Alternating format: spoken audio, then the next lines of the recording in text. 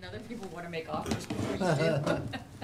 If the clock on the wall's right, Is it highly sought let's get after started. I think so. Really? Welcome to this regular monthly meeting of the Charlottesville Board of Architectural Review. Staff will introduce each item, followed by the applicant's presentation, which should not exceed 10 minutes. The chair will then ask for questions from the public, followed by questions from the BAR. After questions are closed, the chair will ask for comments from the public. For each application, members of the public are each allowed 3 minutes to ask questions and 3 minutes to offer comments. Speakers shall identify themselves and provide their address. Comments should be limited to the BAR's purview, that is, regarding only the exterior aspects of a project. Following the BAR's discussion and prior to taking action, the applicant will have up to 3 minutes to respond. Alrighty, we've had our pre-meeting discussion. First, we'll start with matters from the public that are not on our agenda, which includes anything on the consent agenda. Tonight's consent agenda item is just the minutes from last month's BAR meeting. Move to approve the consent agenda. Move to approve the consent agenda as submitted. I don't see any matters from the public. Remy, got anything?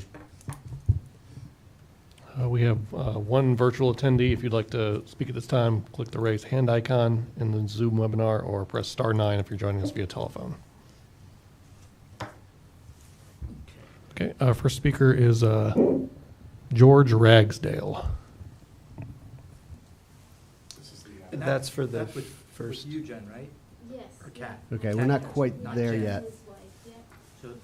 So he's here to talk about the first item. Okay, so we're not quite to that yet. I've heard a motion to approve the consent agenda. Is there a second? Second.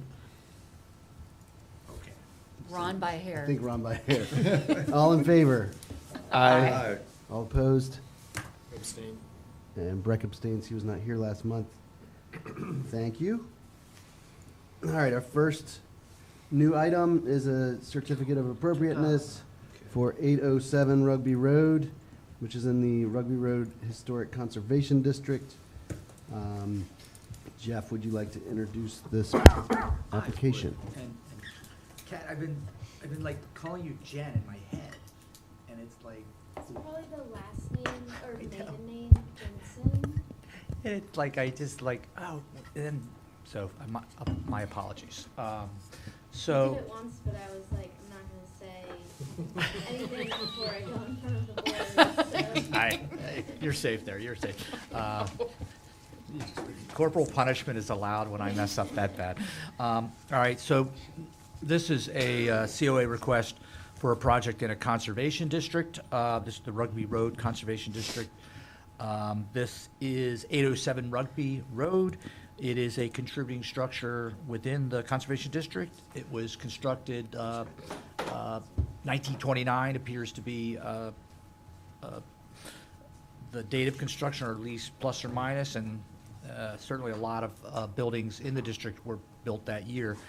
The request before you is, and on the photograph on the screen, the image on the left is as the house is now.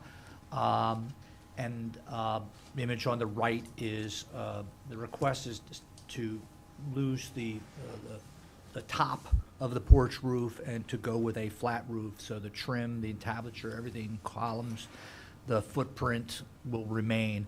And I can tell you, when I first received this from the owners and saw the picture, I was like, boy, something's off, something doesn't fit. And then reading their remarks were essentially, yes, that's it. It looks a little oversized, and so the intent is to kind of knock that down a little bit, but not completely change everything.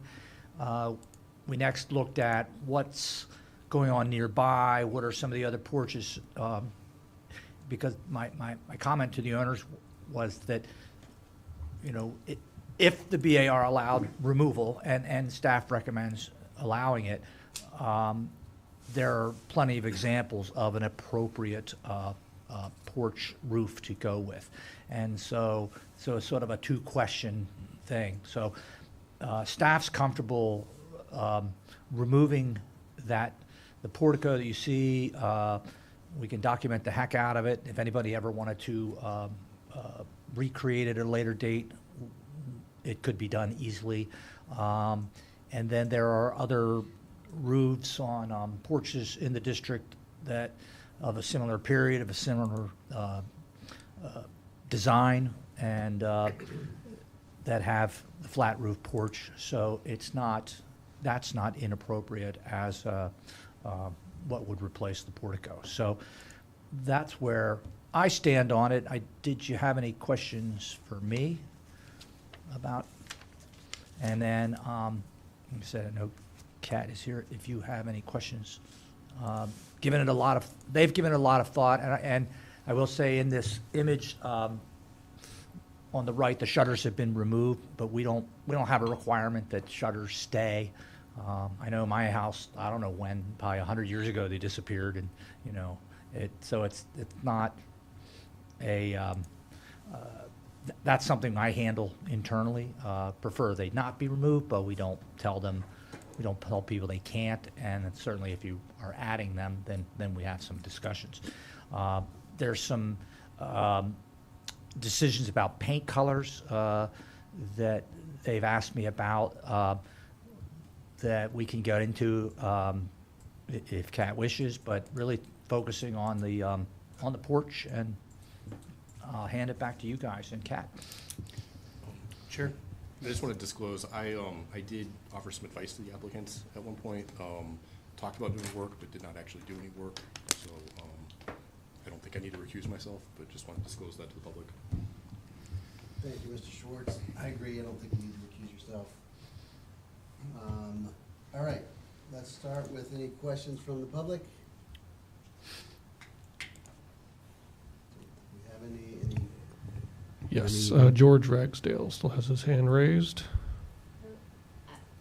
That's the owner, my husband. I assume that's a mistake. He's driving in cars. Okay. Okay. I guess I should have asked, did the applicant That's get a right, we're chance to gonna- speak first? That's our first prohibition of, I suspect George wishes to express support for the project, so I think we're safe with that assumption. And Yeah, wouldn't and I have a should have, question. sorry, I went a little out of order. We should give you a chance to present or speak if you'd like, if you don't mind stepping up there. And the process is, if there are questions and for the BAR and from the BAR, and then are there comments? So it's a two-part. You get to talk twice if you wish. Okay. Well, first of all, I really believe in this process and this board existing, and I think it's why we love our neighborhood and our house as much as we do, with that charm and historical character. And however, that portico from the moment we saw the house was always just sort of this bad nose on a pretty face. And we've been scratching our heads about all what we could do, and we sort of learned recently that the roof needed to be replaced. We're kind of being strong-armed by our insurance company. So a roof replacement is coming up, and we thought we don't want to put money towards this bad portico. Maybe we should try to sort of fix this now. And I really like the flat style. That's not a very sophisticated argument, but we went around the neighborhood and found one similar, and I guess it's more in the Federalist style, the flat, on our more colonial revival leaning home. But the change would be at home in the neighborhood. And I think we're doing the neighborhood a visual service. But however, we are deconstructing something that somebody built. So it is part of the history. So, I mean, I guess at the very least, we'd like to edit that asphalt eyebrow that just keeps me awake at night. and hopefully we can do more and really make it good, as it's facing Rugby Road and is a fairly public property, so. Thank you.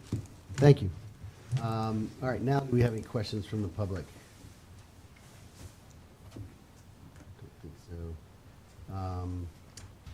Any questions from the BAR? I did for the applicant. Would you prefer a flat roof or a low pitched? I didn't, in the staff report, it kind of, is there a preference? I prefer the flat. The low pitched was another one that we found examples of around the neighborhood, and would reduce the volume of that pediment enough to make it more in proportion with the facade of the home. Like the one on the bottom left, is that what you would call it, low pitched? Yeah, Okay. yeah. But yeah, I personally lean towards the flat one shown on the top here. So I didn't know whether the drawing that was submitted, if you could go back to it, was, I didn't think it was perfectly flat, so I didn't know which category it actually fell into. Is that perfectly flat, or was there a little pitch to it? I mean, all flat Well, roofs mostly have a it little has. pitch. Yeah, yeah, but I think the question should be more, are you thinking of a membrane rubber roof or a standing seam, very low Or flat lot. slope, metal roof? I'd love to do the standing seam Mhm. everywhere, Uh-huh. but likely, if allowed, it would be membrane. And I do think the angle from which you see it, the membrane wouldn't jump out at you. You're not looking down at it. So I think that could be a more economical solution. is it straight below the house, sort of? Yeah, I The mean, house is up on it a hill. slightly Okay. slopes Yeah. down the front yard, yeah. Are you replacing the overall roof of the main house? Yes, that is on the table. We're getting mixed answers, we got feedback from our insurance company, like we won't insure this roof. We've talked to 4 roofers, and 2 have said replace it, and they are roofers. 2 have said you can repair it. 1 has said you can repair it. 1 says you have 2 to 5 years left on it. And So- looking at asphalt shingle for Yeah. replacing? Yeah, looking at designer asphalt shingles, they're to emulate slate, to varying degrees of success, and 3 tabs that are what's on it now. It's an old asphalt roof. Yeah. Yeah. And I guess to be clear, if it's replacing kind, it doesn't need to come to us, but if it were to change material, it might. Yeah, Like, it'd be something, I mean, if she went to standing seam, it would, standing should seam would be a technically come to discussion, us. yeah. And the evidence from the Sanborn maps is that it was, it's been a shingle roof Sure. all along. But I don't mind, the materials she had shared with me, it's not a fake slate asphalt, but it's a darker color, a little, So little architectural- straighter cut, right, architectural architectural shingle, shingle. so no problem with that. way better than 3 tab. Yep. All right, any more questions? I just have one. Do you have any idea what's behind the pediment? Is it just pediment on brick, you think? I'm just curious, sometimes when you take some of that stuff off, you don't quite know what you're gonna get behind. Yeah, it's brick, and I assume it's brick behind it, but that's behind the originality question. And it looks like from the sides, like based on the way the seams or where it meets the brick, the way that's treated, it appears as though it's brick behind. But I hope that it is. Yeah. All right, any comments from the public?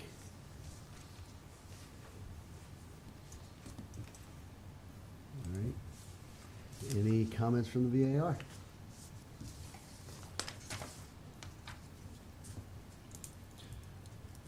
I'll start off quickly and just say that I don't think there's anything in our guidelines that would allow us to even prohibit this.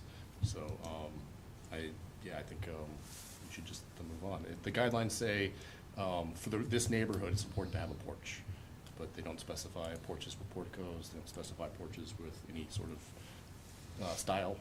So, and it still fits the massing of the house. But I think the issue is removing an element that we believe is not original, but we're not 100% certain was added later. Well, that's, again, where I guess we need to decide what constitutes an actual demolition. In a conservation district, my understanding is you could rip all the trim off the house, you could take every decorative element off of it, and it wouldn't matter. So, yes, is the pediment, It wouldn't I guess matter. that's more than decorative trim, but, yeah, to me, this seems like it's perfectly fitting within the guidelines.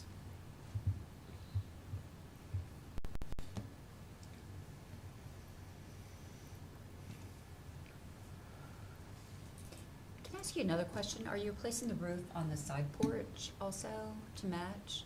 Mm-hmm. Yep. That's the plan. And also, part of this packet, there are architectural drawings of the house that were made in 2010 that document that portico fairly precisely. And so, in addition to photos, if somebody did later want to restore it to its former version, they would have that as well. Yeah, I mean, I think documentation's important. I would look to the National Park Service's Standards for Historic Preservation. There's some good resources there on how to properly document it, both photographically and through measured drawings and things like that.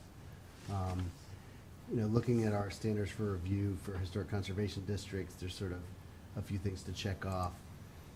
Whether the form, height, scale, mass, and placement of the proposed construction are visually and architecturally compatible with the site and applicable conservation district.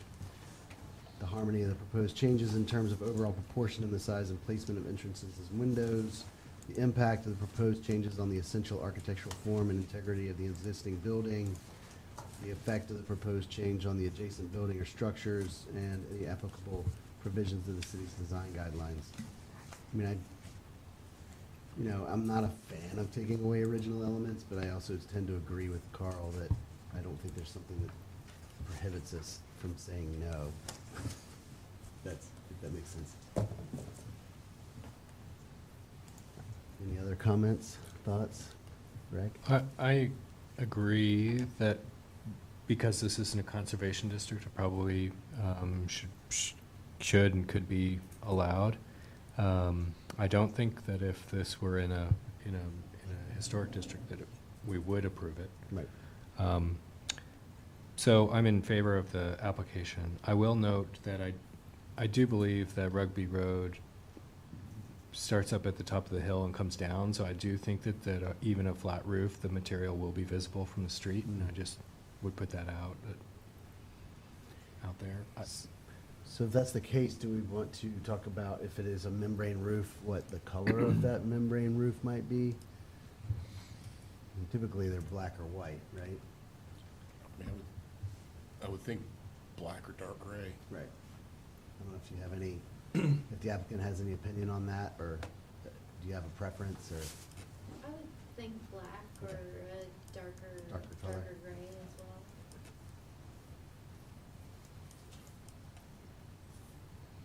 Okay. Can we hear a motion?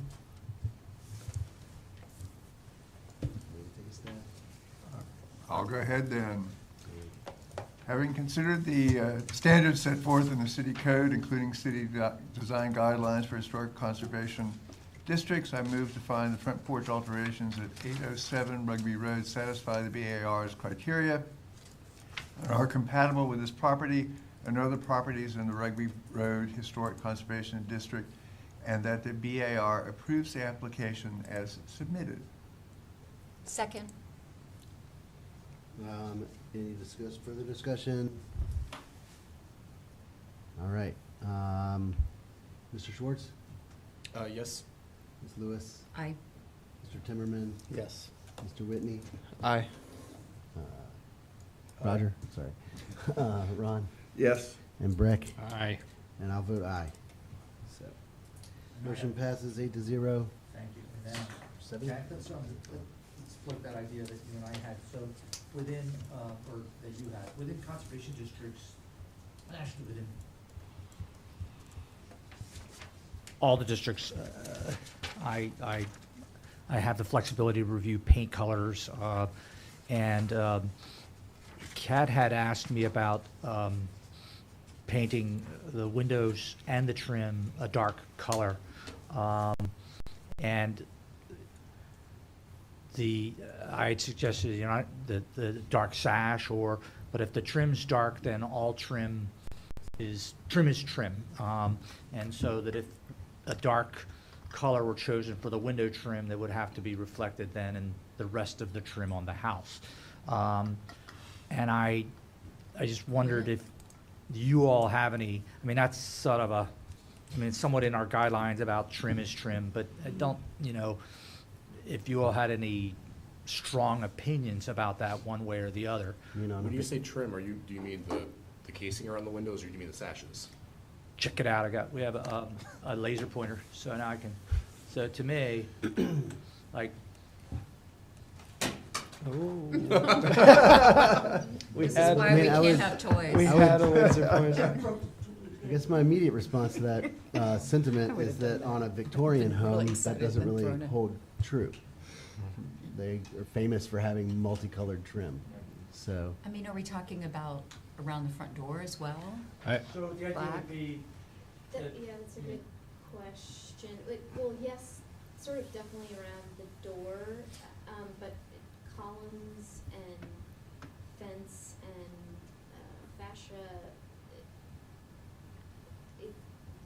it's still sort of being worked out.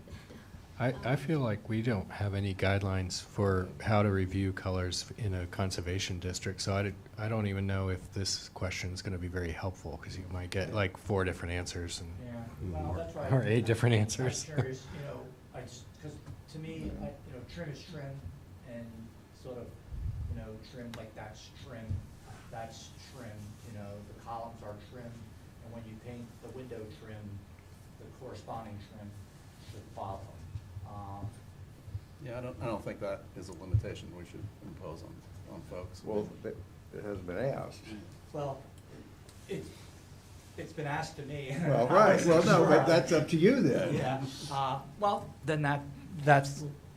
Also, and there are plenty of examples of dark sashes, dark window trim, but with a white portico and a white cornice. I don't think the two have to go hand in hand.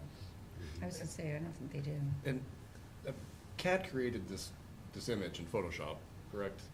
So obviously you know how to use Photoshop. So I'm pretty sure as you're studying this, you're probably seeing you probably mocked up the colors in Photoshop, I'm guessing? Yes. We played with it, but Did that make it in? Because I had everything but the columns and I guess what I'm saying is, I'm pretty sure that you're gonna see it yourself and know, like, if it looks right. So it's not like it's not like you're just blindly saying, we're just gonna pick these colors and do it. Yeah. So I welcome the feedback. I'm curious, but. I guess I have some faith in the homeowners knowing that it's gonna look good before they do it. I think it's just a really. Or being able to communicate it with Jeff, sending him an image, which I guess he's gonna pull up in a moment. So I'm thinking about 611 Park Street. yeah. But not a conservation district. Right, but it's an ADC district, and we did permit a darker trim. I don't know if you could, it's Bud Treacle's house, it's sold. Yeah. and the The new trim is owners. trimmed This is out. only like 2 years ago, Right, but all the trim is painted and it's all, dark. it's all black. The sash is black, the trim is not. So. I wanna look at 611 Park. Okay. It's on the corner of, is it on the corner of Yeah, Wine? Wine Street, yeah. Wine and Park Street. I sent a picture of that to her. Yeah.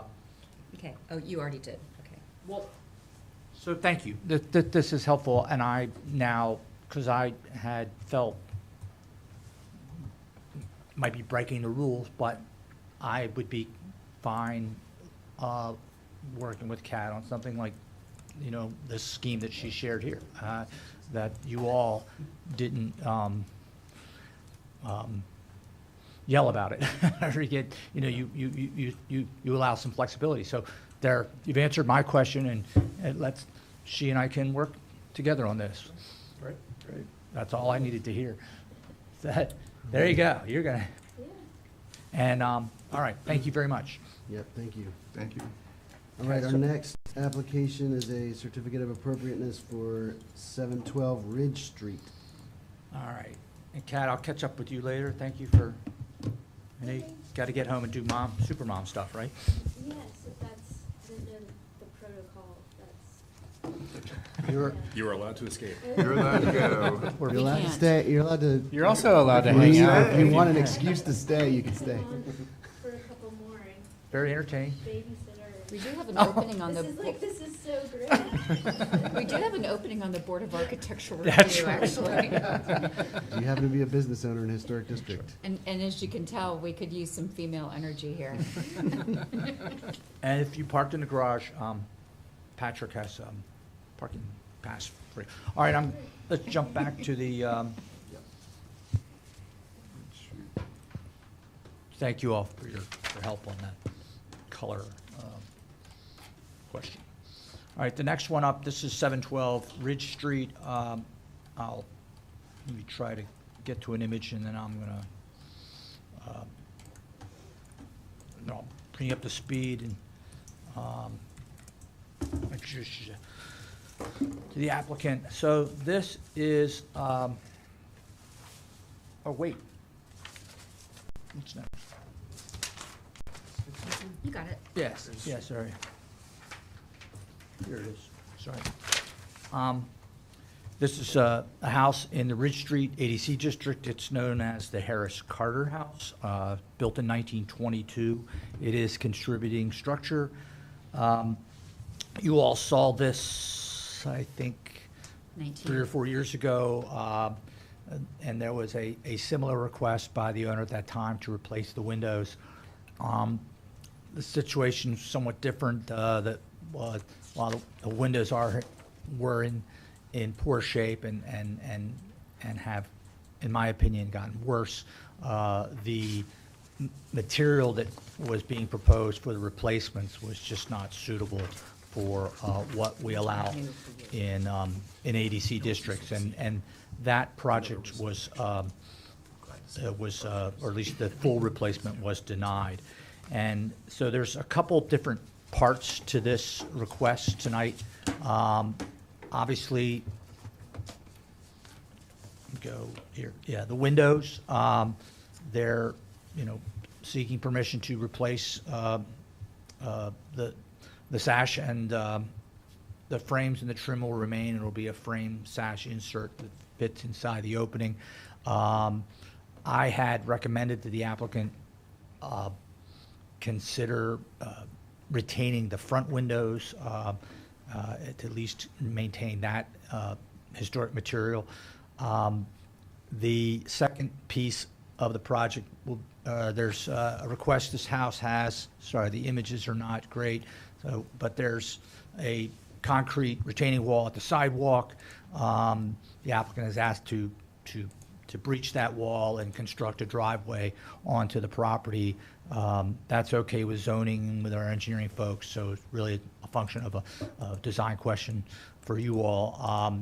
The material, it's just a poured concrete wall, and that's how it would be patched and the new would be formed. There is there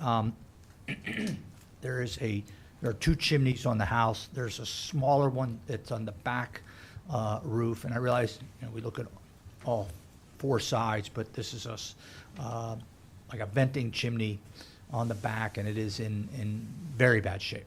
I don't know the extent that condition goes down into the house, but it would need to be rebuilt, and I don't know how far that goes.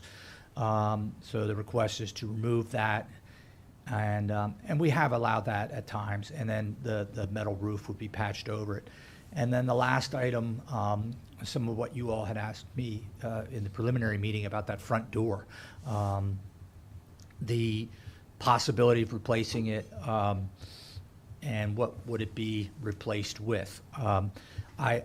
I suspect the door is original. It certainly fits the period. It's just had so much done to it. I'm not sure I would want it as a door on my house personally. It has had a series of locks over the years that there's not much wood left on the on that style where the lock mechanisms go. So I think that the door could be reconstructed with pieces, some of its pieces and parts, but the request is to allow something appropriate to replace it. There is a transom and a frame, so that will stay. None of that's being taken out. So that's a kind of an auxiliary question here. I don't think the applicants made up their mind on whether to do that or not, but so that's why it's in there as sort of an appendix. And with that, Chin is here. There he is, and he's a proud new homeowner of an old home. He's very excited to get in there and start spending money, and all we need to do is give him the ability to do that. So, if you have any comments or questions, I think you all had indicated there were some questions that you all had. So, Mr. Zemer, I hand it back to you. Great. All right. Would the applicant like to make any sort of further presentation, or? And I have all your images. Anything you want to see it, I can roll to it, scroll to it. Thank you all for considering this application. It's my first time before the board, so I'm not familiar entirely with how the process goes. Please let me know if there's any additional information that I'm not providing you that you would want. I am excited to restore this home and have some plans for both internal improvements as well as the changes that Jeff mentioned. And I'm hoping to be able to restore the home in a way that will improve the neighborhood and help it become a nice property on the street. And the condition that it's in right now, I think, is one that I don't feel comfortable being there. And the one thing I will say about the windows is I have a contractor. I think he may be online. I'm not 100% sure, but I did ask him to try to identify windows that would be as close to maintaining the integrity and style and look of the property as possible. And I think that that is what we have come up with. We did, after talking to Jeff, talk to a couple of different window restoration folks.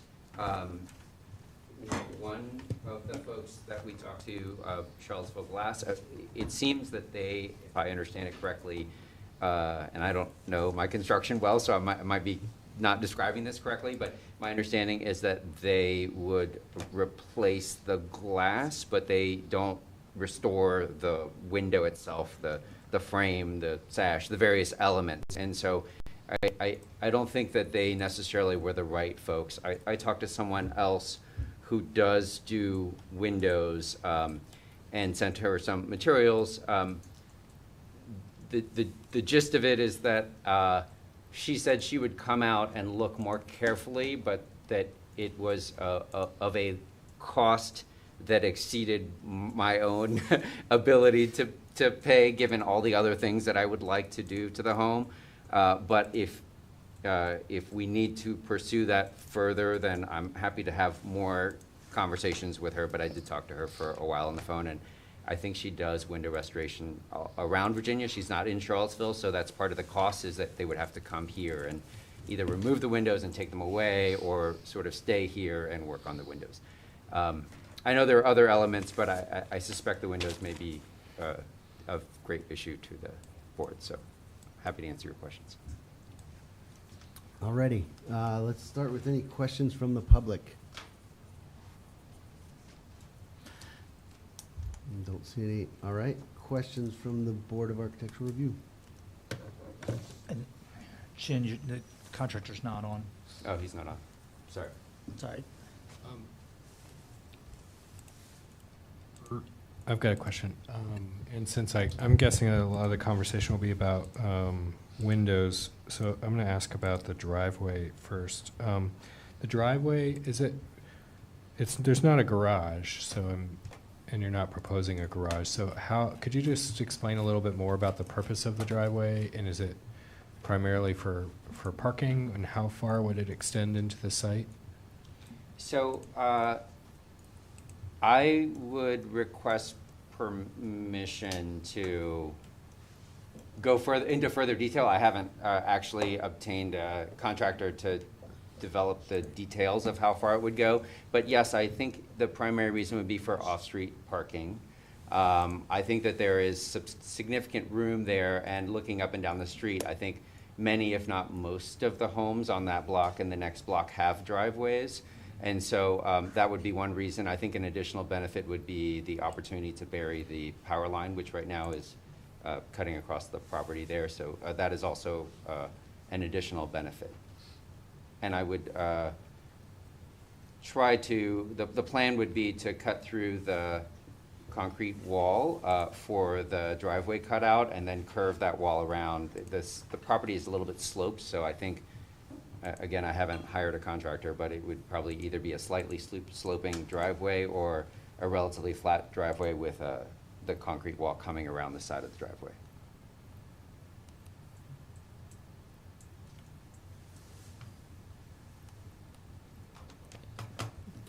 Do the windows currently have storms on the outside? They do, but many of the storms are either kind of half falling apart or just a frame of a storm. In fact, I would say most of them at most are just the frame of the storm. Did everyone click on the link that's in the first page of our packet? There's a whole bunch of pictures of the windows from the last application. Oh, that's why I didn't see them. Yeah. Thank you. Sorry. Yes, there are some pictures from the prior application, and then I had a home inspection done, and a part of that report, if not all of that report, is also included, and some of the windows appear there as well.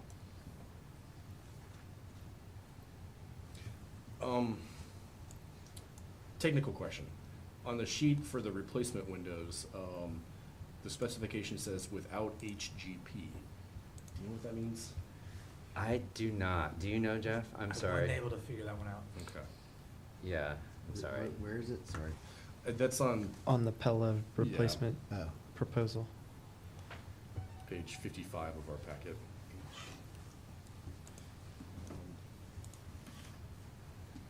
But it did look like they,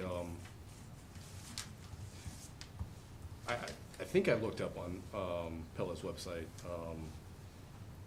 They do allow for the the muttons to be installed on both sides of the glass and an individual bar inside the glass. Is that? I believe that's right. Yes. I think we confirmed that. Yeah, I'm working with the contractor on that they understand that is available with the And building. that's a requirement. Right, On right. our part, because you can get the lifestyle without that.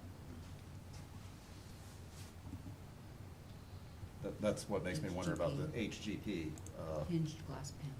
Hinged Hinged glass panel. I'm not saying I know what it is.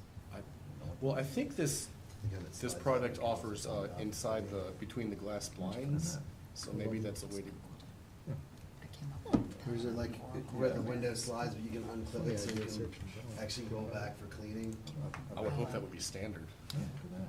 Yeah, I don't know. Okay. Type of hinge on it. I guess that doesn't affect us. Just hinged that. Sorry, thanks for pointing out the link, Carl. I hadn't seen that to the previous application. I mean, the pictures are really dark, but they're, it does show the storm windows, which seem to be in awful shape. I had a question about the chimney. I thought from the staff report that Jeff said that it was a venting. Is it a venting chimney? So the house has 2 chimneys. The one that we're requesting to remove is not being used. I don't know what it once was for, but. The heater, Is it- boiler, It's no longer used. yeah, it's for not a venting. Okay. fireplace chimney. Yeah, it's Okay. not a fireplace chimney. It's no longer in use. Cool. And to sort of add a little information to what Jeff had said, my understanding from the home inspection is that it is compromised all the way down, so it's compromised from the bottom up. Yeah, there's a photograph in the basement that looked like Yeah. there's a Yeah. whole white, the bricks falling off. Yeah, that's right. So it's actually non-venting now. I will say that. It used to vent. When I Just- talked to the It home doesn't vent any longer. inspector, the thing he said that was absolutely like, do it right away, is this chimney should fall down on you. He said. So like, he's like, remove this chimney. And then, I guess a question I had, is there any documentation on the front door? Like, it seems kind of up in the air whether it's original or I not. think this trim I is didn't know if you knew distinctive any for more. the house. I don't. Is it I don't know the salvageable? answer. Okay, fair enough. The, Any more questions? I've got a question, I guess. Is there any more documentation on the individual windows?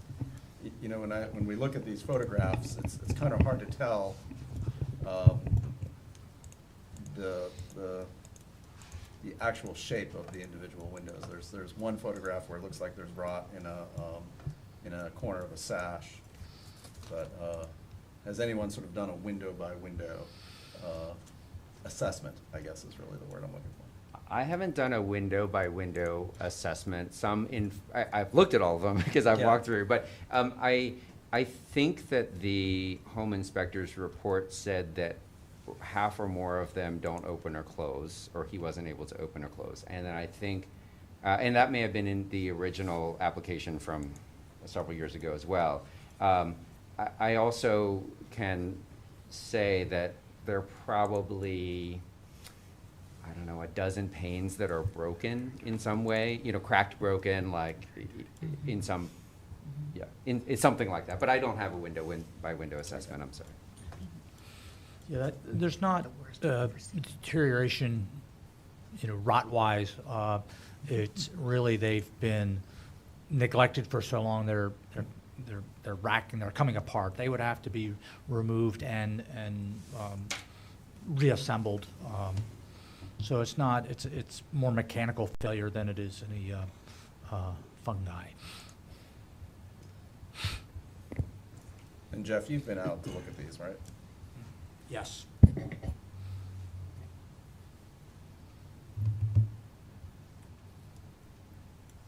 And staff's recommendation on the front doors that it needs to be replaced.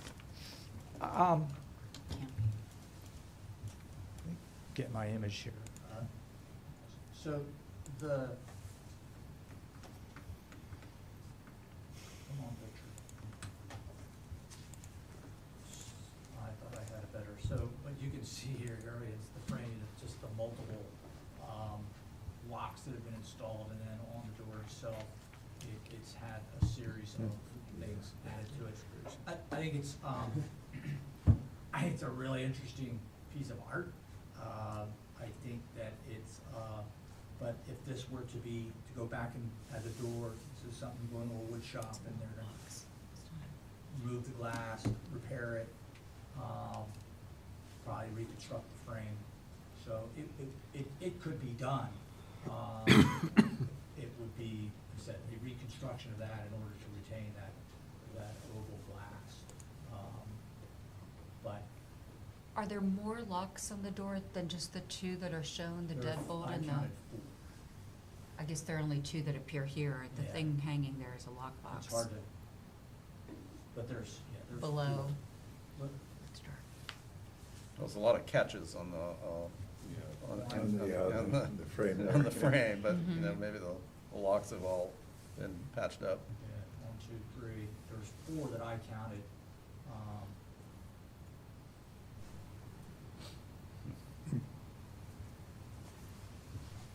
I have a question for you. In looking at the new windows, the replacement, the sash replacement, have you considered how that would, disregard the old storm windows, which assume you're taking off anyway? Has there been any thought about how those replacement windows are gonna change the overall outline of the window?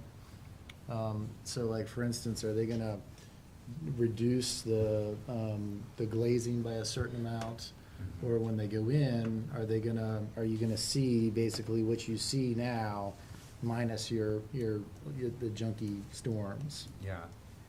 This is from a layperson's perspective, and maybe Jeff can answer that question, but my understanding is that it would be as it appears now, minus the storms. Is that fair to say, Jeff? So these are not sash replacements, so they're not removing the sash and getting new sash reconstructed and installed.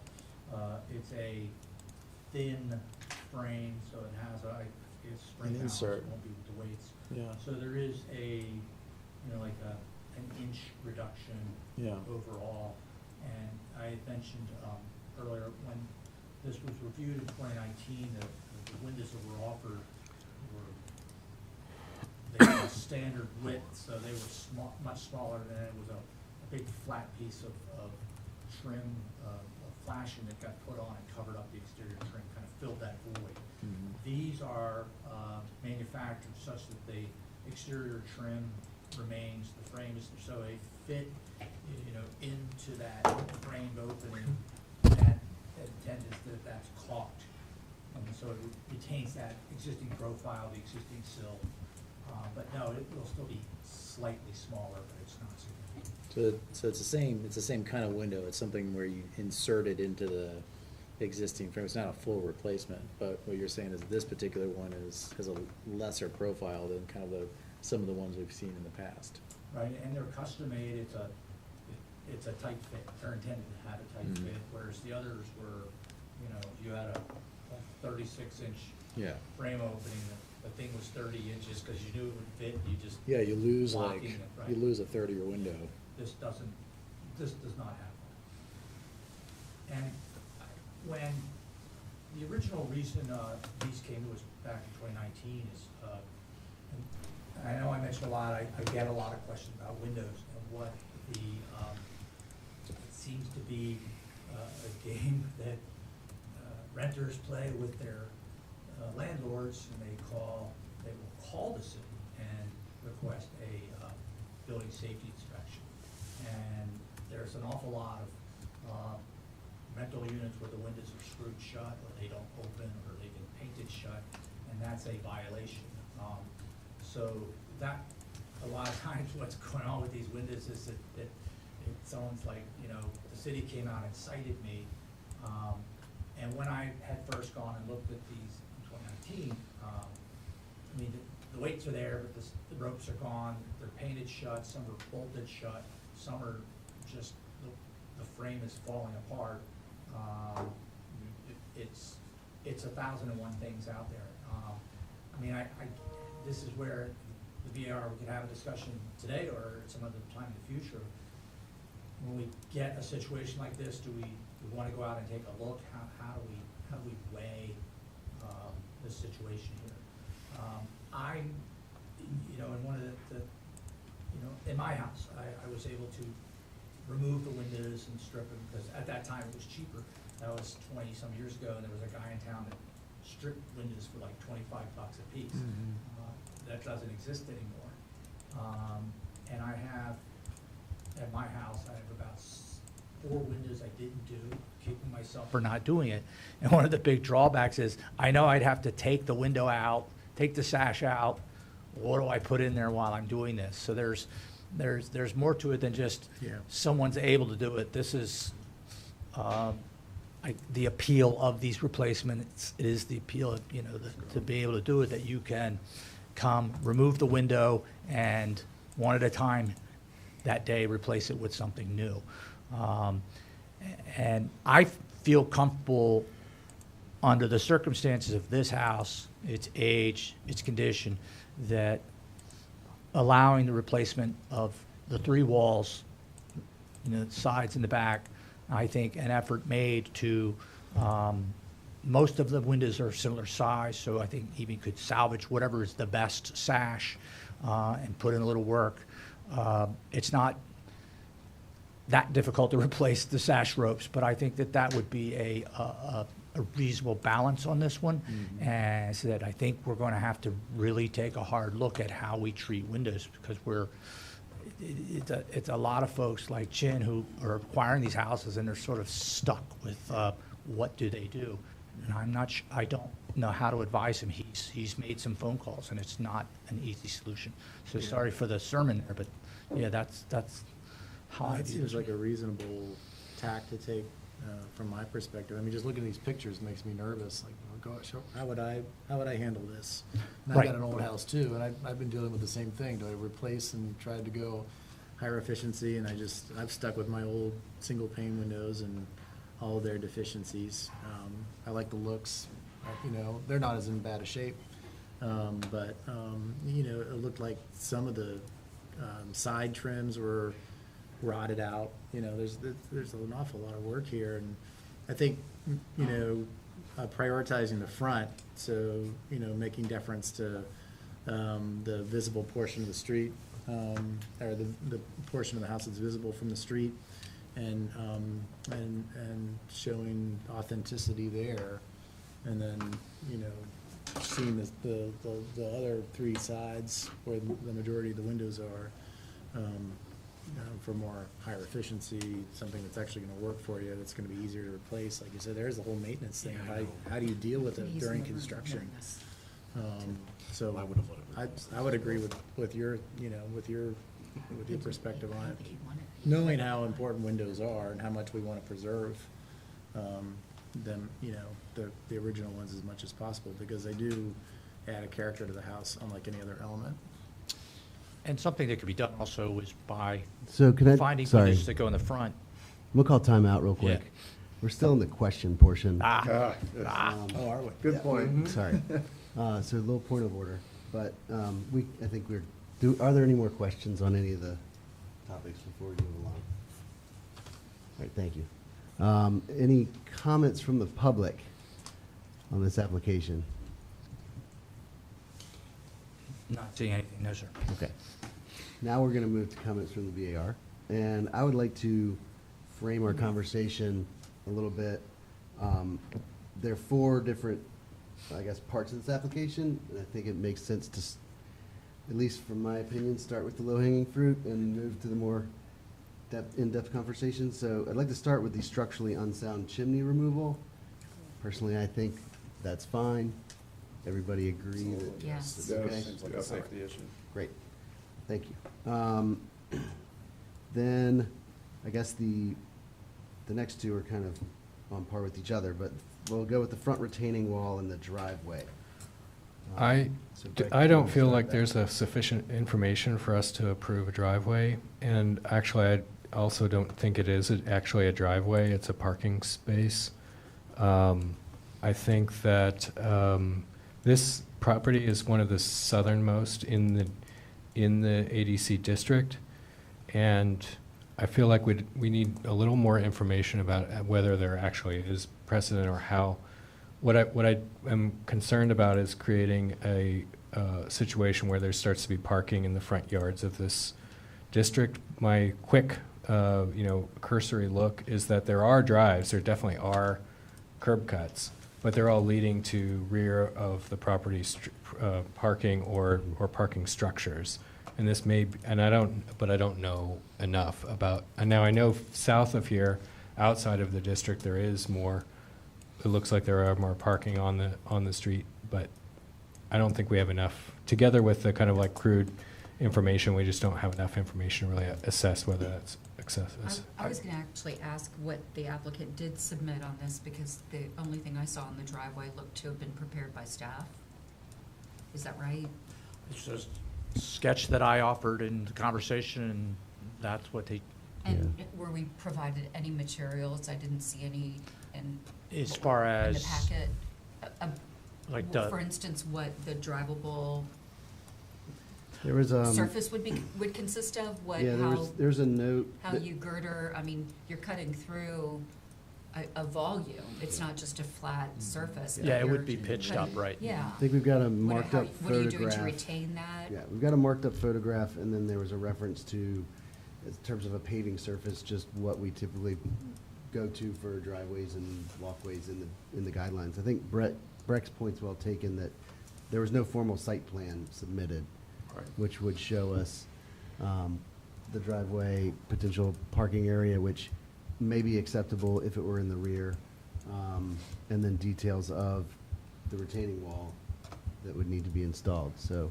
I would like to bring the board's attention to the fact where the photo of the driveway is, just on an abutting piece of land, 229 Langford Avenue, are two cars parked in a driveway right by that house. Yeah, but That's- that's not in the district. I understand, but there's precedent, shall we say. I think part of what I'm hearing is that whereas we may not be fully opposed, we don't have enough information That's to right. make this decision, that particular decision tonight. But- Well, if anyone's doing a straw poll, I'm fine with the driveway. I am too. It's off to the side, and it's, yeah, it seemed pretty simple, I'm also fine with it. Right. but I think that's just two of us. Again, I think there's sort of, Yeah. some of us may not be opposed, but may want more info. Are there site trees that would be removed for the driveway? there's a dead tree that I hope he's already removed. The photograph, scroll up a little, Yeah. Jeff, please. The dead tree? It's pretty bad.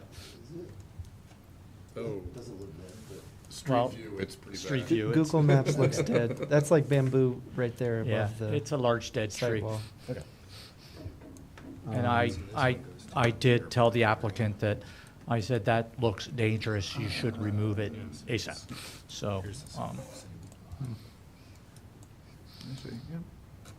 They mean like narrow. Not all of them do. but- Any other, if I could, just a Sure. point of, offering some direction to the applicant. I think the last time we really had a big front yard driveway discussion was that house on Park Street where they had the place they wanted for three-point turn, and it eventually just became a parking space. So by code, you are allowed to use, I think it's 25% of the front yard for parking. So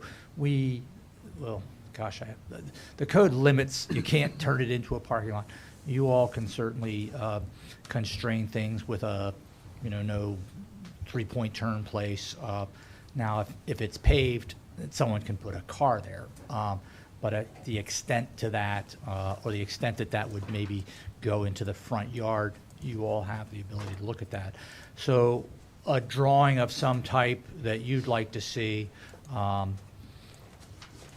it would be helpful to express to me or express to Chin what it is that we'd like to see, and then he can prepare that. But I think the question would be, if it's just unacceptable to do it, then that'd be helpful for him to know before he hired a contractor to develop some drawings. I don't think it's unacceptable, at least not for me, but I would like to get more information. I'd like to see a site plan, and details regarding the retaining wall. And the retaining wall, which is pretty character defining. Yeah, I mean, they do mention matching the existing, but I think still a little more would help. All right, next item I think we should talk about is the front door.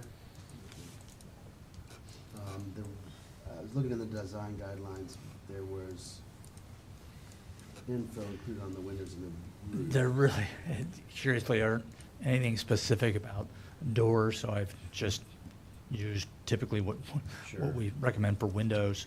Yeah, there's a section in rehabilitation on porches that, Right.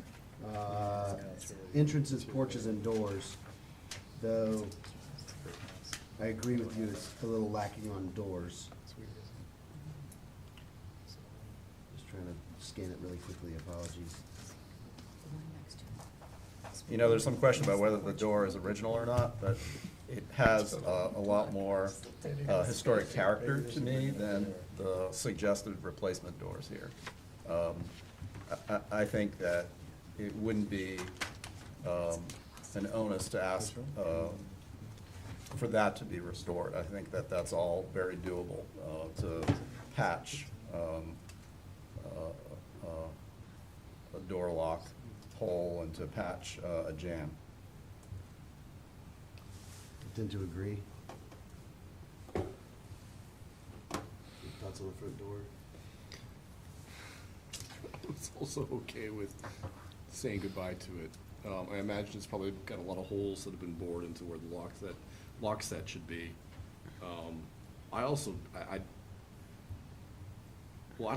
To me, I find the door odd looking in that it doesn't look like it fits with the style of the house, but I'm not an architectural historian. So I don't know what, obviously it doesn't seem to stand out to you guys. I think I agree with you. I agree. And I find it really hard to believe that beveled oval glass survived 100 years. It's survived about 40 with renters, so. Yeah. Well, has it? I mean, maybe they added those locks in the, Maybe Uh, those locks there's- were on another place. You know, interestingly, the inset, I think without seeing it in person, it'd be hard for me to make a call one way or the other.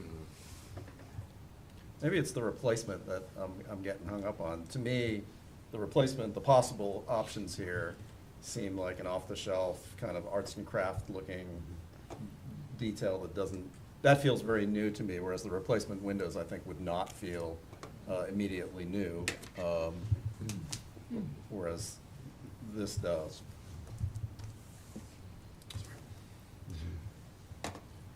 Yeah, perhaps looking for inspiration around the neighborhood, other similar houses Maybe something just simpler. for replacement front door, would be advisable.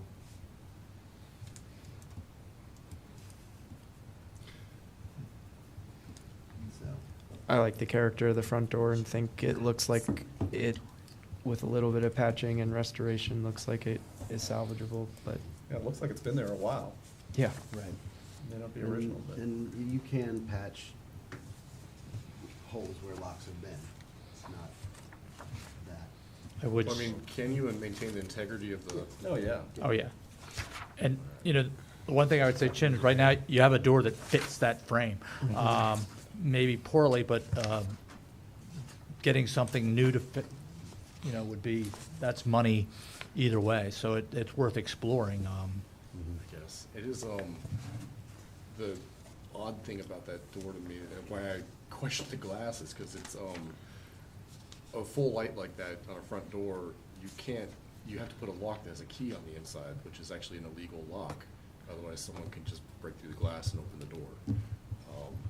That's why I don't think it's original, besides the style of it. I don't think they had those laws back in. Yeah, no, but they do today, so I imagine that they're gonna wanna have a thumb turn lock as opposed to actually having a key sitting somewhere. Which is the only way to actually secure that door. Well, if you could break through the glass, Yeah. you could go through the door. This is true. It's that much glass, Yeah. This way, I don't understand. which is why you might want to replace it. That would be the same as like as breaking through a window, right? A full It's pane an window? egress issue. If, Yeah. in an emergency, someone's in the house and they don't have it's a double have the lock, key. and they don't have the key, then they But can't. why would it have to be keyed on the inside like in? So that or it has a thumb latch, you can have a thumb latch, but then that then gets into somebody couldn't break in. But the primary thing is that it's, to be able to egress the house has to have, you're not allowed to have a double deadbolt, or not, I don't know what the word is, This not shouldn't allowed. dictate whether. we're- Yeah, Purview- yeah. It just- it was purview another stops thing at that the just front struck of the me front as door. problematic. It's just, this is an important element, and I would hate to see sort of this off-the-shelf arts and crafts inspired door right in front of this house. Would it be possible to ask the applicant to look in the neighborhood for other doors that might be reasonable and would not necessarily require the restoration of this, but to just look around and see what else might be appropriate for the neighborhood? That would also be, in my opinion, more secure. Should I speak or?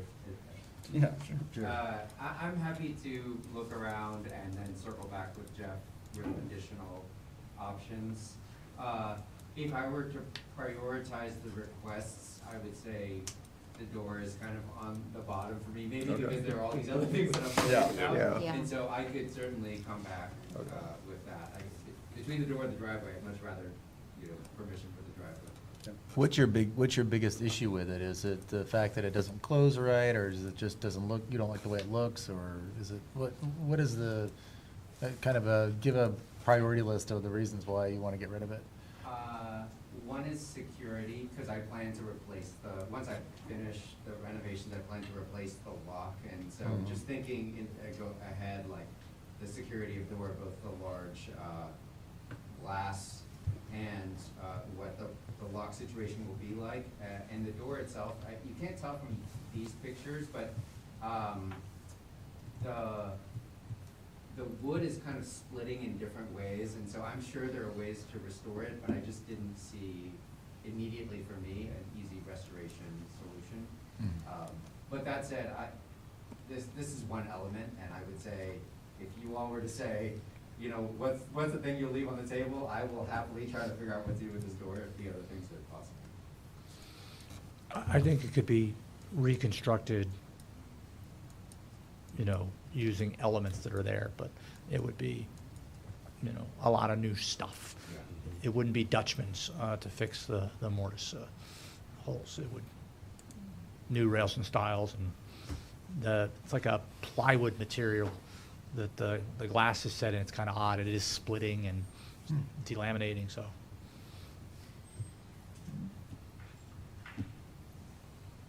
Did they have plywood in the 1920s? Blue on. It's not right. Well, if it's worth it, just for a moment of levity to break the ice, this was in the front yard, and Yeah, that's gotta stay. Chin's friend, Just kidding. Chin's friend and I happen to know, we had a good time pestering about this, but I did notice you removed it when I I, asked Jeff if it was that before checking with you all. Yeah. I'm not sure if that's original. yeah, we're not It sure. appeared to be a stump that has been, Yeah, It's a planter stump. Yeah. It's for planting strawberries. is that right? I mean, That was there my are, guess. yeah, yeah. believe it or not, people, I've seen it before. So, yeah, the question was asked, do I need to keep that? And I was like, Or- I won't say anything if it goes away, so, but it is an interesting piece of Americana there. All right, so to the windows. Yes. Can we go, have we decided on the door? I thought we were, Sounds like the owner's was gonna it come back. split I think or? we're sort of Okay. possibly split, and we're gonna also have to figure out how to work through this motion. I And or whether we have to, I just wanted to, just on the door. yeah, sure, sorry, we're not doing. Our guidelines do say avoid substituting the original doors. I'm not 100% convinced, but I'm not an architectural historian. This is original, it just doesn't look like it was original to me. I know it's not part of our guidelines, but having a door that is more than one half glass in today's day and age is different than Ridge Street perhaps a while ago. I'm not sure, but I would allow a replacement door on behalf of the owner Yeah, for a I'm lot with of you. reasons. I agree. Okay, I just wanted to say that, just in case somebody wanted to make a motion to allow the door to be replaced. And I know That would, right. What it's replaced Right. with is the issue, and I understand Mr. Broll's concern. I had no problem with the door that was presented.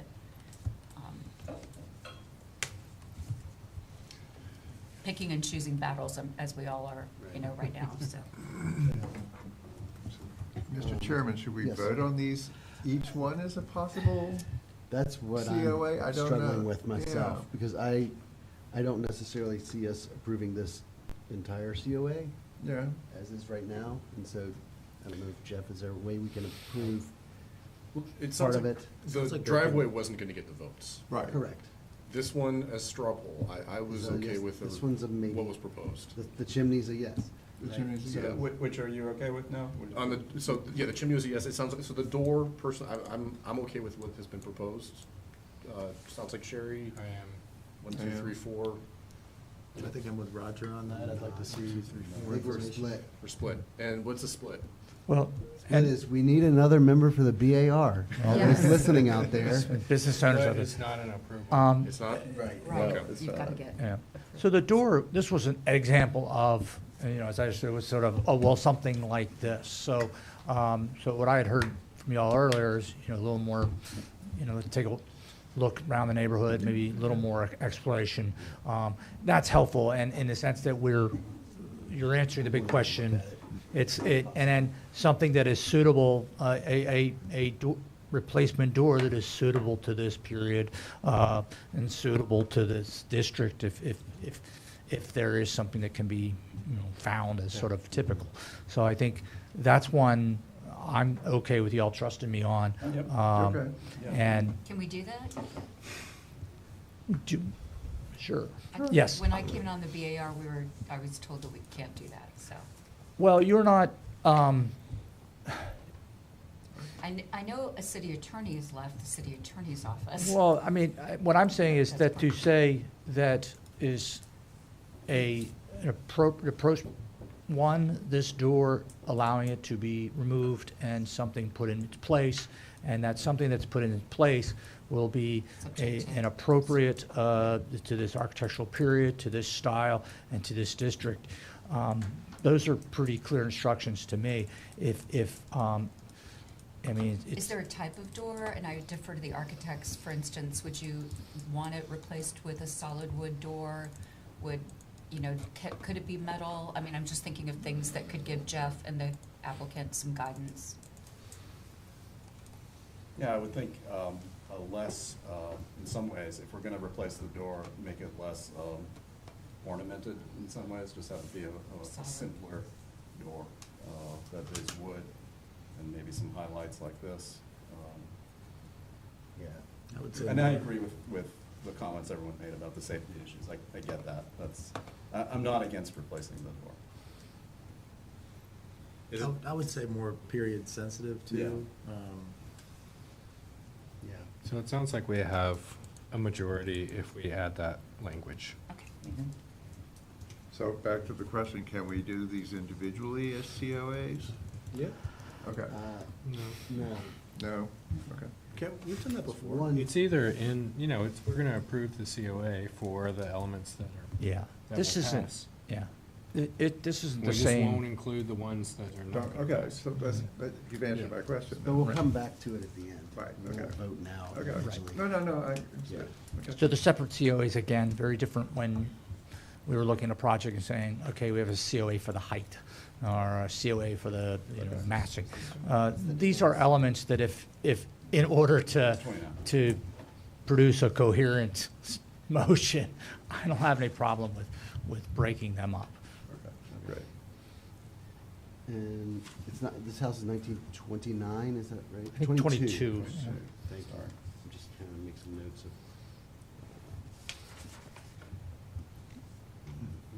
Sorry.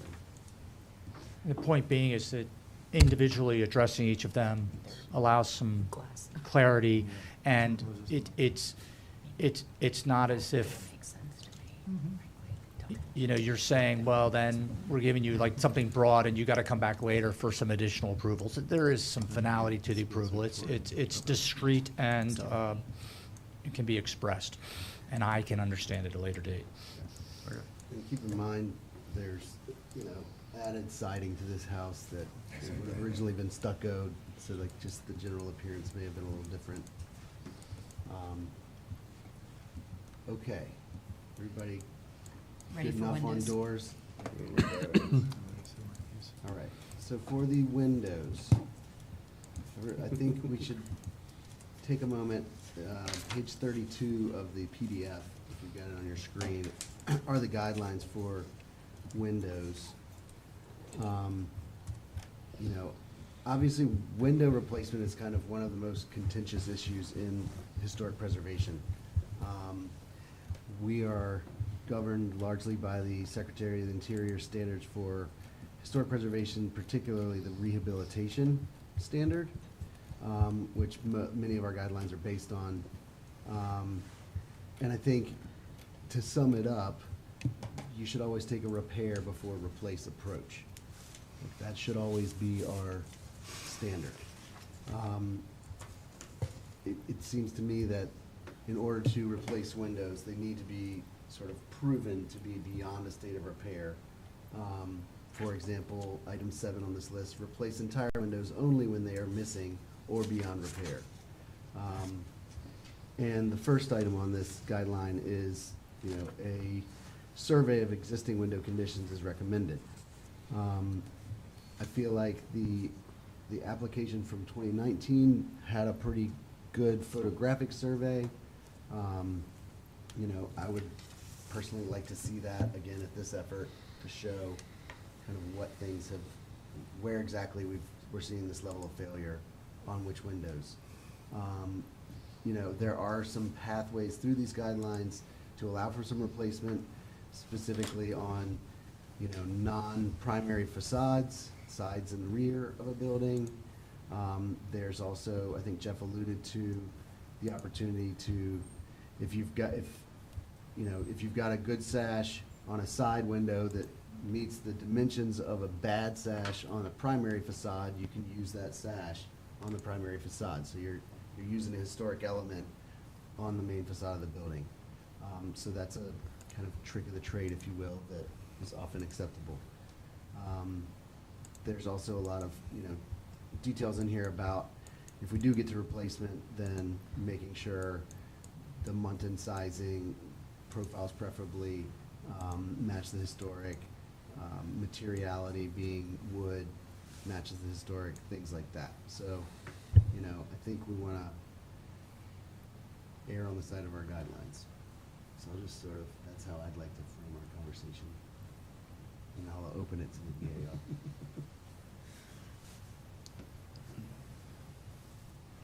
I want to throw out that part of these. I've been wanting to throw out our window guidelines forever. I know. It bothers me that, and I think as the document you shared had said, you know, there is a difference between historic windows. Some are, you know, just because it's old doesn't mean it's actually valuable. And, you know, there are windows that represent, you know, handicraft and customization, things that can't be replaced. And then there are just functional units that wear out over time, the same way that, you know, a roof eventually will wear out over time.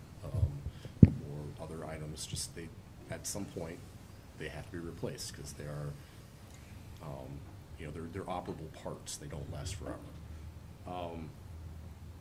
To me, it's problematic that, you know, we're telling people that they can't have operable windows. I mean, they can, but they have to have a storm window on the outside that also has to operate. And so I struggle with this. I know we've got precedent of allowing other people to replace their windows.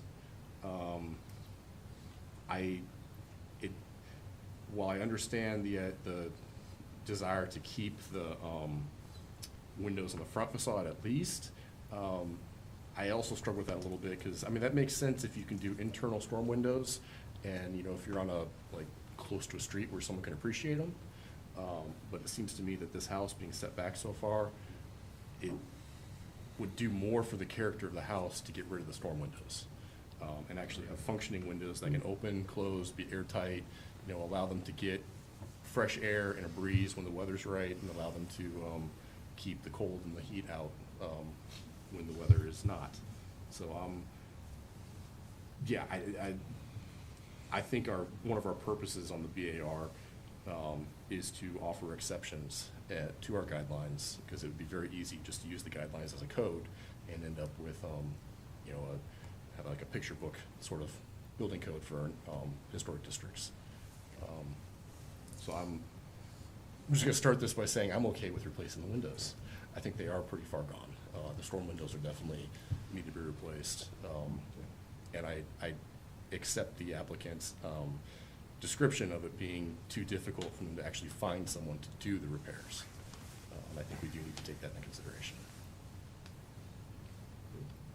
I'm kind of in the same opinion as Carl, that I think this house needs a lot of work, and I applaud the applicant for taking on the task of looking at, restoring this historic home. And I'm thinking about the overall exterior appearance, and yes, it's set back from the road, and the number one thing that would improve the appearance of the windows would be removing the storm windows that are detracting from the window. And I think visually, I think they've taken some time to look at what the light patterning is and what the Muntin patterning is. And I think visually, I don't think you're going to be able to tell that the windows aren't historic when you see that it's only going to improve the overall appearance of the house if you replace the windows, and then the owner would get really well functioning windows to go over with the overall improvement on the house. So I would vote to approve. As would I, especially after hearing kind of Jeff's firsthand description of the windows themselves. It's a little bit hard to glean that from the photographs. In some of the photographs, it looks like just paint is peeling, but it sounds like it's much more than that. And so maybe they can't be repaired, but and I also think we shouldn't discredit the energy efficiency. I mean, I think that's one of those places where we can make exceptions. Yeah. I agree. I'm in the same boat, and I think we do review these on a case-by-case basis. We've reviewed this one before, and the solution for replacing these windows is a much better one than was presented previously. I think that should be noted, and I'm in favor. It'll be a huge improvement to remove those storms. I'm in agreement with all of these comments. I think it makes good sense, and that it won't detract from the character of the house, and will definitely improve its livability. Well, I think the guidelines do require an argument to be made for repairing and restoring. I think this is probably a good instance where we don't follow the guidelines and say that replacement is appropriate. I just want to note that I think that the dark green surround around the windows, that I wouldn't call it a trim, but the surround, I think that's a character defining element of this house. Frankly, on the two sets, and you've got 6 windows, 3 on each side. They're not regularly sized. 2 are larger than the middle one, as I recall. I think that entire, I don't know what created it. I don't know. I know it's got to be historic, but I do think it defines the house on both levels. So knowing that that'll be retained, I think that's something that's much more noticeable from the public right of way where we have some purview. So I support it too. This hasn't come up yet, but there's a transom that was noted in the architectural description, and I can't tell if it's boarded up or is it still there? Is that something that could be replaced when Or restored. or restored in context of? Is it just? Well, you It's had over a the front picture of the door. door with the transom boarded up. Yeah. I mean, my understanding that the hope was to keep the frame, the transom, everything was fine, but it's certainly, I think operability is driving a lot of the window questions, and the transom now, whether that's applicable or not, almost. Could we ask the applicant what he intends Yeah, to do yeah. since he's here? So that's. Sure. Yes. Do you intend, the transom's the Yeah. window over the door? Over the door. Yeah, Right. that provides light inside. And right now, is it painted? I thought it was painted, but. Boarded up. It looks like board, but Might be. More dirt. Okay, all things being equal, I think it'd be nice to restore that so that it's a window. Yeah. That Well, it said- gives you light inside, that's the point of it, is if you, Then you if don't you have to have the light apply a with the solid oval. door, it'll Right, give you it's light. gonna get a lot darker Yeah. without the light from the oval. Something's off, though. Where's the bottom rail? Yes, It's the wagon wheel that we're seeing. No, it's not. It's just the angle of the photograph. It's the steering wheel of the I don't know. house. Think so? Yeah. Yeah, there's, I mean, look at the, No. there's something with It's a the, light Yeah, fixture. something's off. It's the, I think it's I the think angle it's of- just a, it's the bir- angle it's of like a photograph. bird's eye view with like picture, because look at the, Yeah, the lantern is really distorted. Oh, yeah, Oh, that, yeah, That's- okay. yeah. It's the transom is also character defining and of this era, so it would be something that we'd want to see preserved if possible, at least the glass replaced, Yeah, and I, and maybe, If it's possible for me to do it, I would love to do it. My one limitation is that every conversation I have with my contractor just ends up with more zeros behind it, so if I could figure out a way to restore that. I would welcome love to owning an older house. That's what I'm learning. yeah, so, and I'll say in that, in the application and the discussions, there was no changes proposed here. So by default, the only thing we're discussing was the door, so that transom wasn't at risk. I guess a question, it sounds like we're leaning towards replacement. For the uppermost, and I do appreciate the diagram that was provided, showing, you know, the survey, if you will, of the number of lights per window, because that is very important to make sure, for example, you've got the like 8/1 for the second floor windows, the larger second floor windows, and whatnot. For the primary facade, the attic dormer, and Jeff, you had alluded to this in the pre-meeting, that you had maybe advised the previous owner on the replacement of that. You've got a 4-light sash, a single light sash, and a 4-light sash. Is there any history, or do we, my sense is that all those three would match. If I recall, the owner at that time wasn't going to do anything up there. Yeah, I don't see that in the replacement package. And it wasn't anything, From it wasn't 2019? proposed in, No, No. in the Yeah. current application. No, the current. but I think, I suspect you're right, that it wasn't, Yes, they are. 414 is the diagram that I've seen. Oh. The diagram, it's PDF page 49. I think I can speak to this. The diagram does show the 414. I believe that when I asked the contractor to go through and seek custom replacement windows, that those three they're in the attic, and so I don't think that the Pella rep ended up going up there, so I don't think they ended up putting that in. So not part of Yeah, when you look at, Of windows. I would love to replace them, But it is in the diagram. you know, if my budget permits, because they are also in not great shape, but they're not included just because I didn't realize it until too late that my contractor actually hadn't included it. Sure. I guess, is anyone opposed to, if the applicant eventually replaces those three windows, to make them all four-light windows? Sure. yeah. okay. Sure.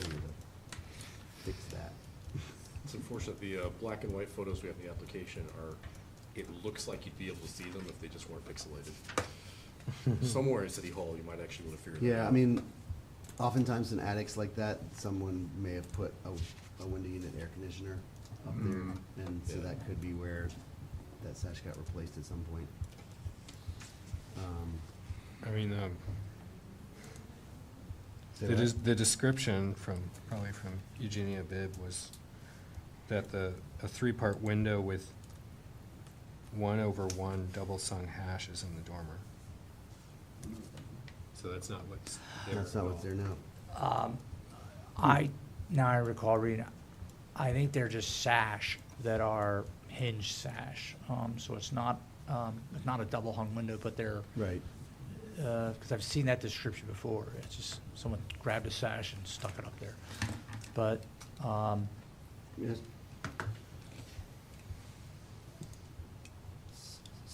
understand perhaps what's, So I think that there's just 4 light casement windows.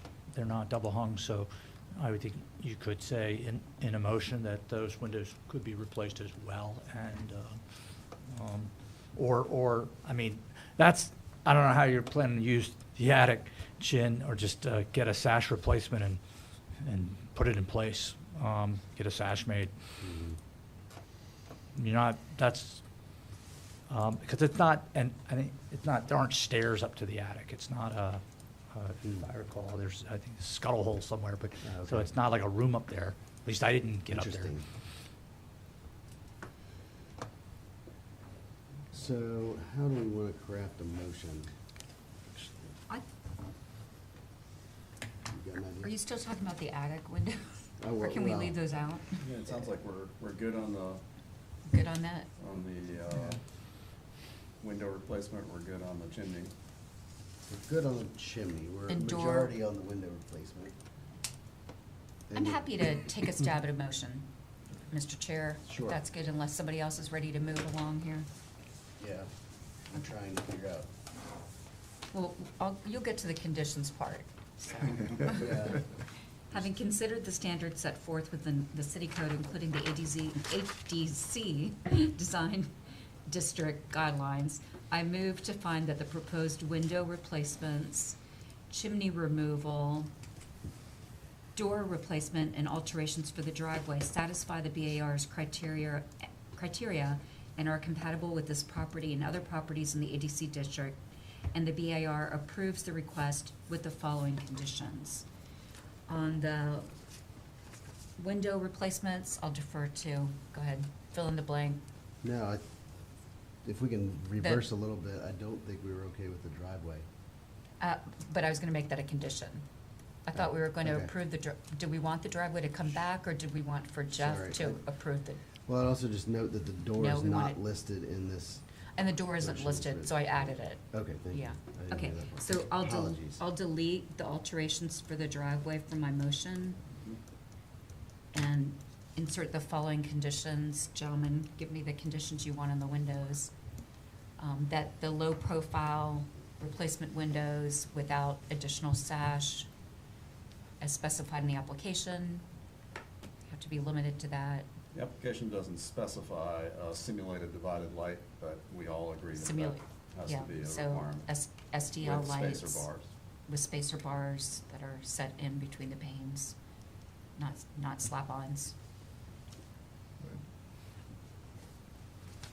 Any other conditions on the windows? And then on the door replacement, we agree that the existing door can be removed and that a door replacement could be brought back to staff and approved by staff.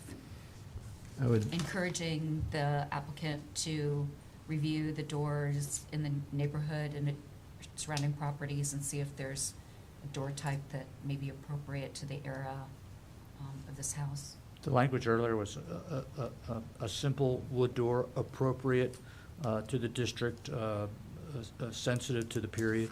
Okay, So I'm that's good. what the I word was- is. Good. I Okay, was just gonna say a circa 1922 American Foursquare. okay, there you go. I'll accept that friendly amendment from Mr. Warner and Mr. Zemer. And I think that covers it, right? And on the driveway, a couple options. I would say that if it's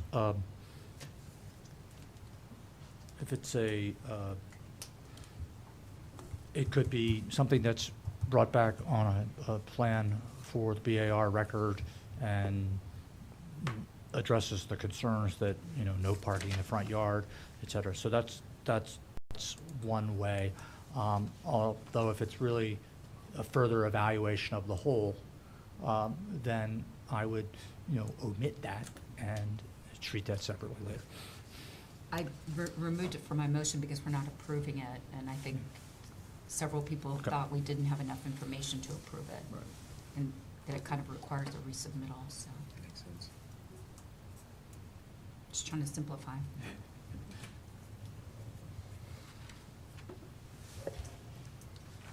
Did I- Second? Well, Could you read it again, kind of with all of this? That's cruel. Does Patrick do this?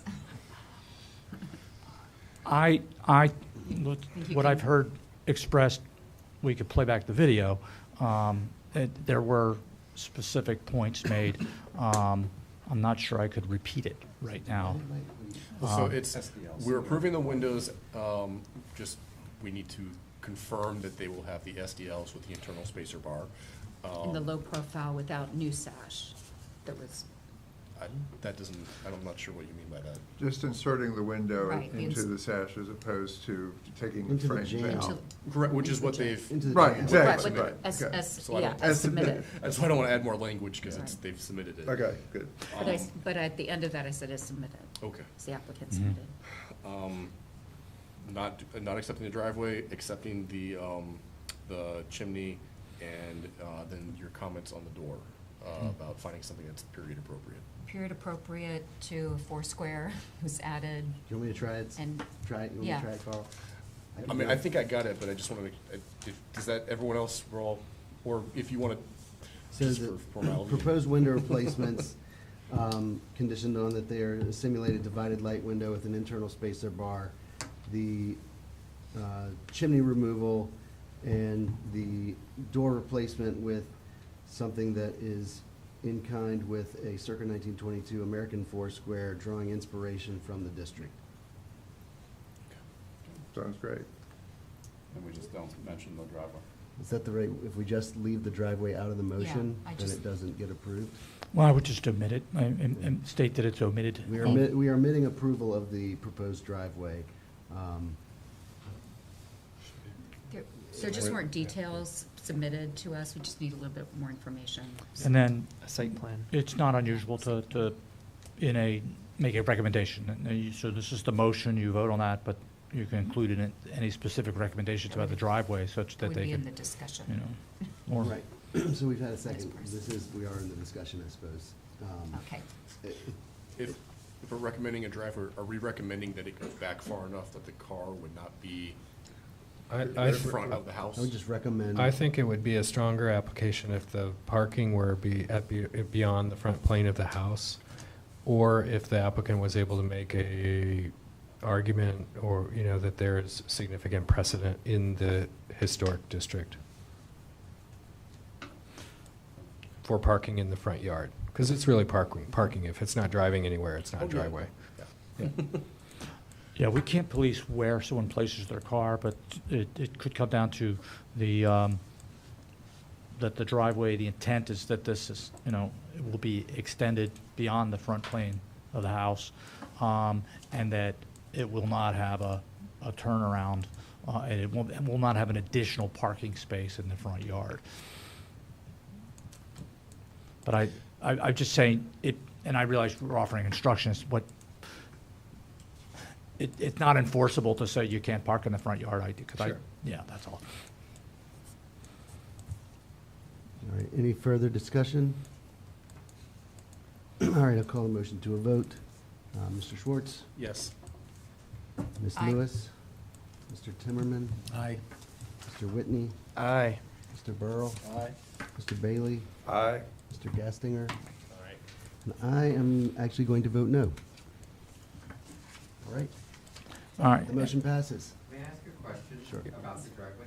So if I come up with a site plan, do I need to resubmit a new COA, or can I come back on an amended version of this request that I've already made? Like if I come back with someone in a month and say, here's what I want to Was- do.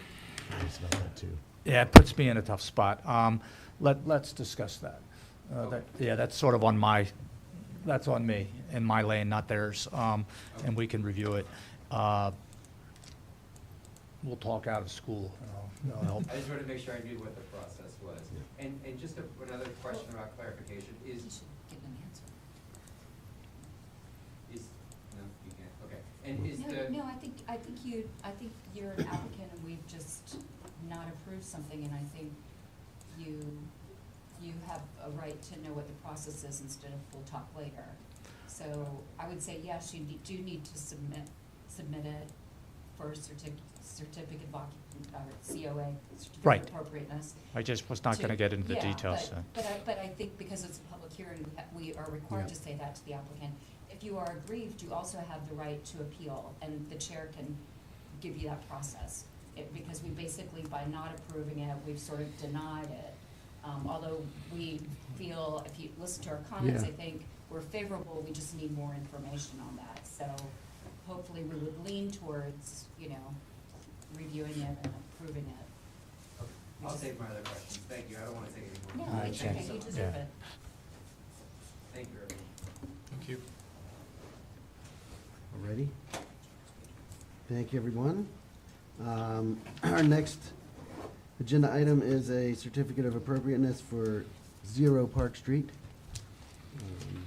which we had a preliminary discussion about last month, so this should be relatively familiar to folks. Yeah, and hopefully, you all, the comments last month were very favorable, so, the staff report's relatively light reflecting that, and I just will say, just in the context of the last 2 discussions, and certainly in the one after this one, we have 3 applicants who have been, sort of been willing to buy beat-up old houses and make them work, and I think that's one of the interesting parts of our job is that, that we're helping someone figure out how to accomplish that, and it's not necessarily someone coming in and going, I want to completely alter and change this. So it is interesting to have this, still occurring, people willing to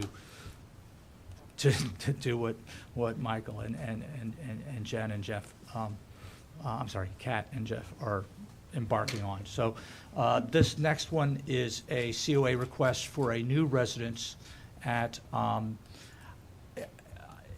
the parcel address is 0 Park Street, so for the record, but it's at the back of 745 Park Street.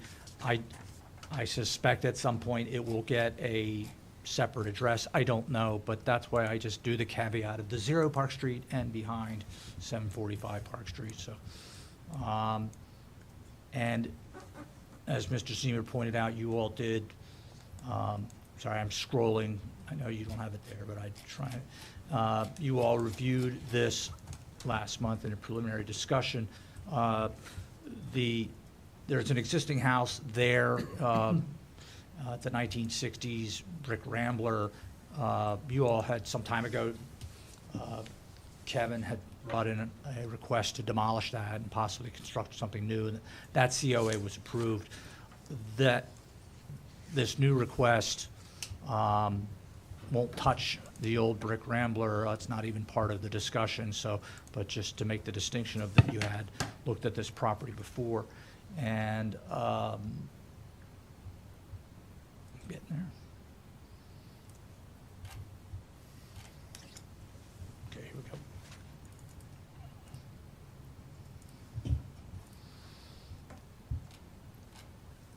And I think the only things that changed on the, I think some lights were added, but some minor lighting. I did suggest kind of a generic, our typical lighting requirements, although that hasn't been a problem with residential lighting, but it's still in there. And then I did ask Kevin to add just a couple dimensions, just so, I had, some idea when he came back in with a building permit, something to fall back on, but the drawings are what you all reviewed a month ago. So I don't have a whole lot to offer. I was anticipating a quick decision on this. There he is. And Kevin's certainly here if you have any questions, but do you have anything, questions from me? Okay. All right, would the applicant like to present? Sure. I'll keep it brief.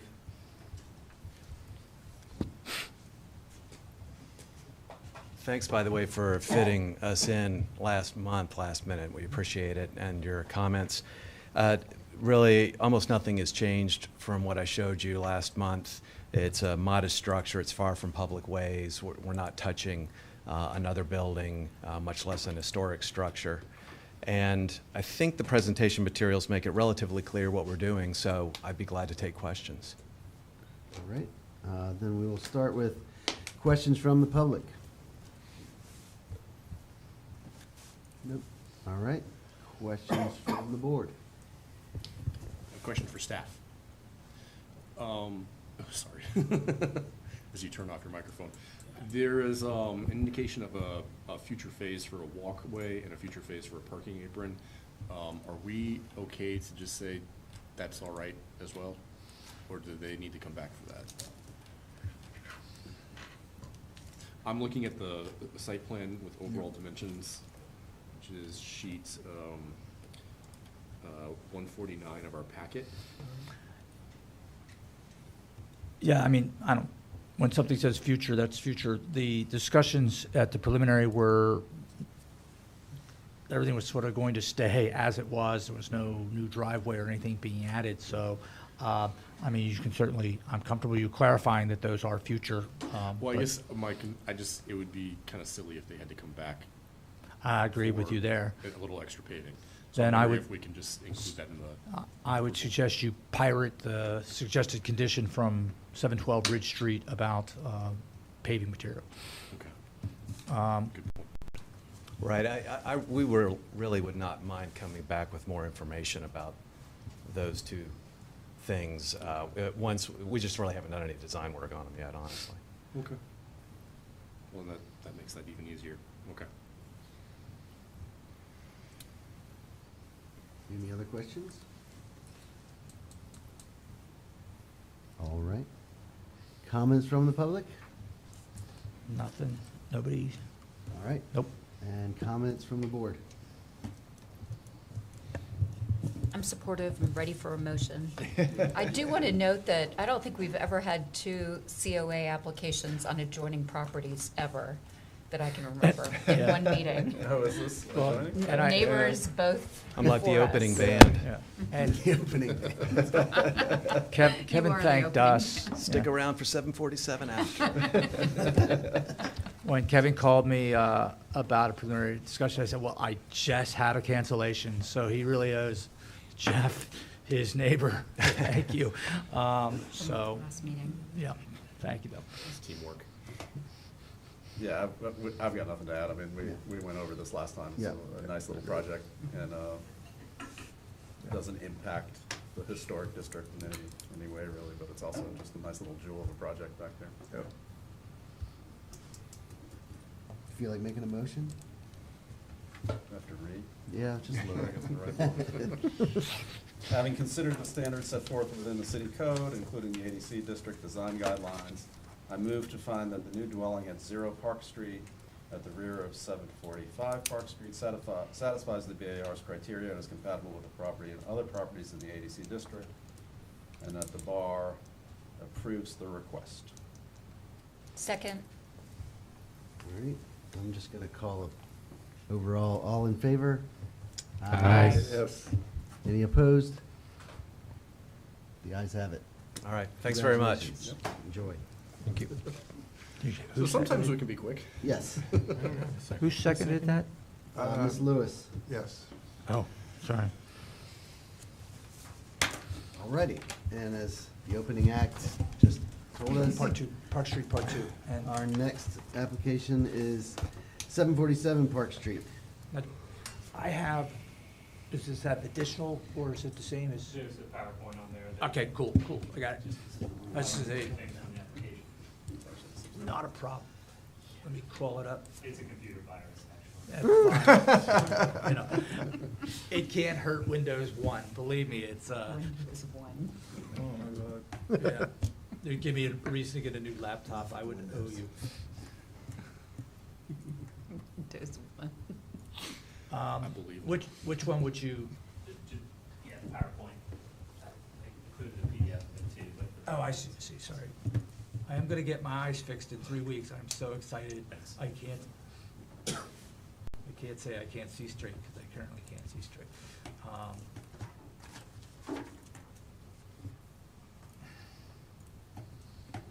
There we go.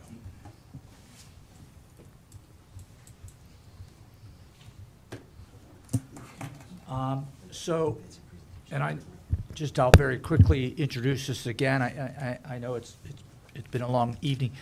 This is a COA request for 747 Park Street. You all had a preliminary discussion about this a year or so ago. The Johnson Naylor House, it's what it's known as, was constructed in 1904. It's in the North Downtown ADC district. It is contributing. It's a really, really interesting house. And I think I told you all, I've been through it a couple times, and it looks like the people moved in 1904 and didn't touch it until Mr. Suttle and his family acquired it. And Stayed in the same family for that. yeah, it has been. And there's been a lot going on, maintenance and repair wise, done a lot fixing the masonry. And if we have time, the windows, Jeff has been working with someone to do some really nice restoration of those. They really are, I think they're mahogany, really gorgeous windows. And so that work is ongoing. Maintenance and repair, not a problem. The front porch, we know is sort of hanging out there, but that has been stabilized and will be addressed at a later date. The roof's in bad shape, will likely be replaced, and any cornice repair, trim repair goes with that. Again, maintenance and repair. The request that's before you tonight is for the construction of an addition at the rear of the house. And if you recall the conversation a year ago, there's a couple of the main house, and then there's two additions onto it, and then various pieces and parts of those two additions. One is an enclosed porch, or a screen porch. It became an enclosed porch. And in the discussions, the key takeaway from the BAR was that in trying to do an addition that incorporated what was there, it wouldn't achieve either something new that was acceptable, or wouldn't achieve a rehabilitation of the old that would be acceptable. So it was the idea being to keep the footprint of the historic house, and to remove the various additions on the back and start over, and start from there. And that's what you all have before you. There are some detail questions, finish questions, which we can get into, but I think overall the design, it fits. It's very contemporary, and Mr. Suttle can get into the various material aspects of it. One of the things that I know is raised in the guidelines, and I've certainly discussed it with Jeff, is that that issue of a rear addition being separate, and our guidelines talk about not being visible and not, almost as if it doesn't exist. But that afternoon, after walking home from meeting with Jeff, just looking at additions on houses down Park Street, they are not hidden. The wall plane continues. And then I looked around at other additions that the BAR's approved, and so I'm not saying that the guidelines are wrong, but I think the idea of something that, a rear addition that disappears into the landscape and as if you don't know it's there, I think is a bit of a myth. And I think in what they've done here, they've broken the wall plane where the addition joins the house. Then it steps out again to that fuller width. And I think it's no one will ever mistake this for being part of the old. So I think, the design it meets what you all had suggested. There's a dormer on the back roof of the house. That is one element on the historic house that you could take a look at. But I recall, and this was maybe 6 years ago, Carl, there was a four-square house on Altamont, and you made the point of the reason they have dormers is that's how people would expand space, and so it's an ideal way to do it. So it is a more contemporary design than sort of matching the other dormers, but that I'll let you all comment on that, but adding a dormer is certainly appropriate.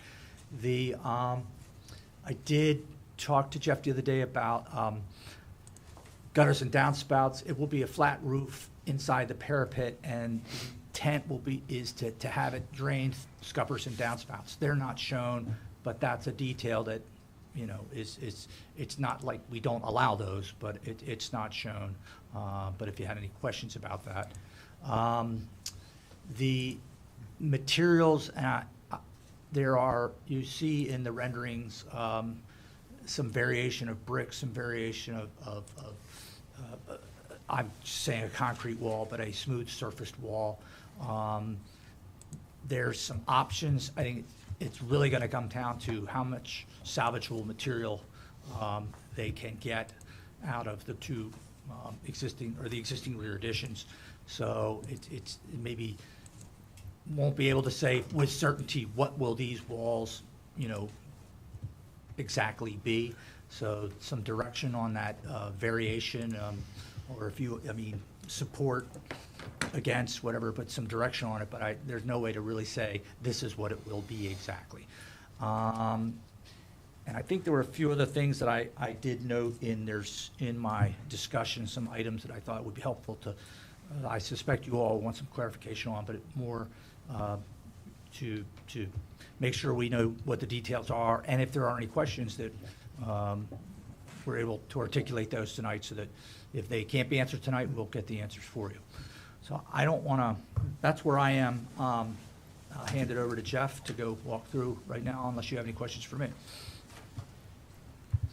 And Jeff, you just say beep and or whatever you need to say. Or do you have a gadget? Thanks, Jeff. Oh, I wish I had a gadget. Oh, Is there a okay. gadget over here? No, I saw you at that white, I said, you're a tech guy, I figured you had a gadget. Uh, All right.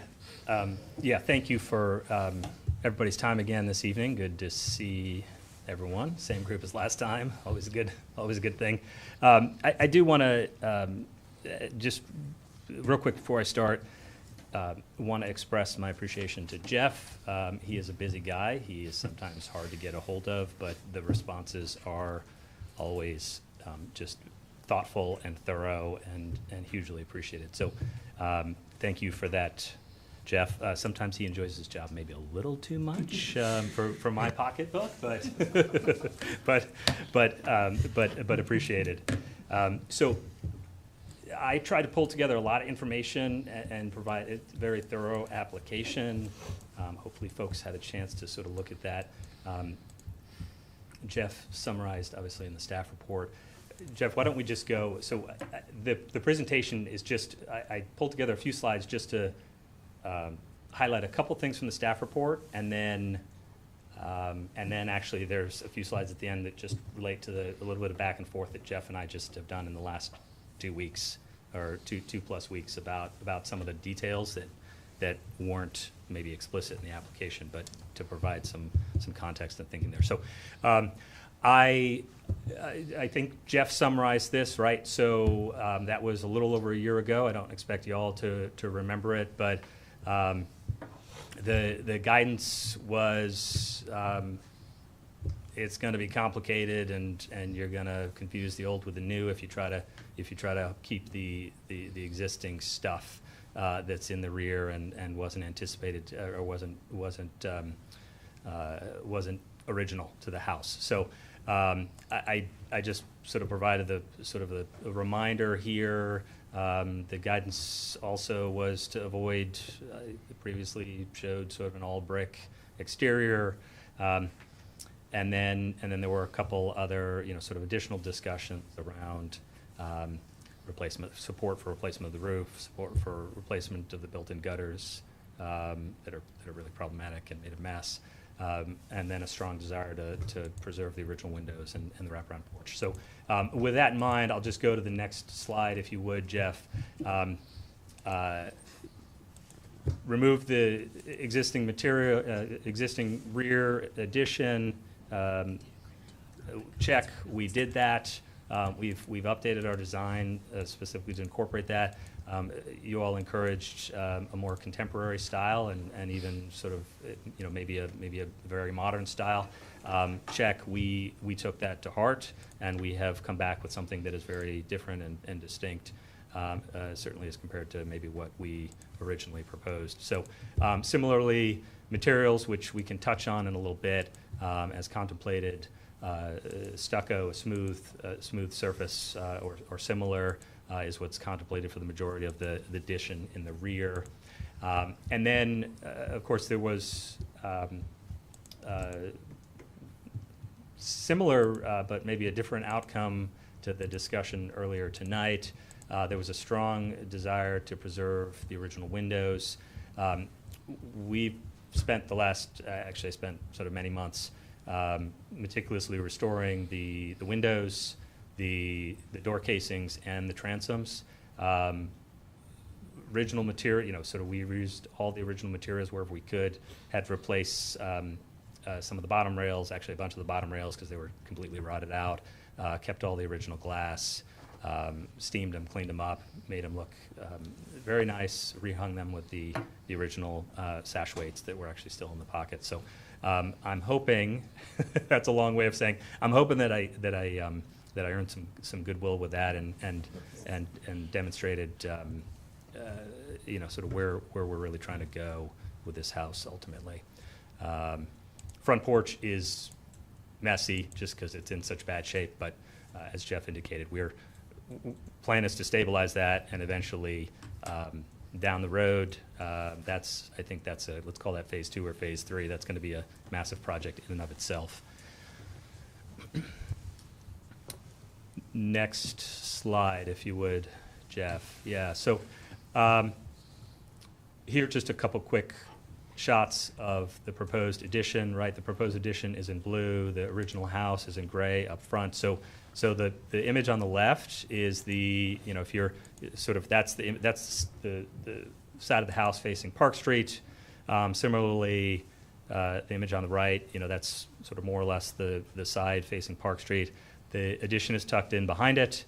The addition itself is about a 20%, I think it's 21% increase in footprint over the kind of the existing original structure. And then there is also an additional sort of one-story porch that you can't see from these views. Jeff, can you just switch to the next one if you would? So these show, and these are actually sort of more ground level shots. So they maybe make the addition look a little larger than it actually is, but there you see the step down porch in the rear and the dormer up top that Jeff was referencing. Sorry, I don't have it too.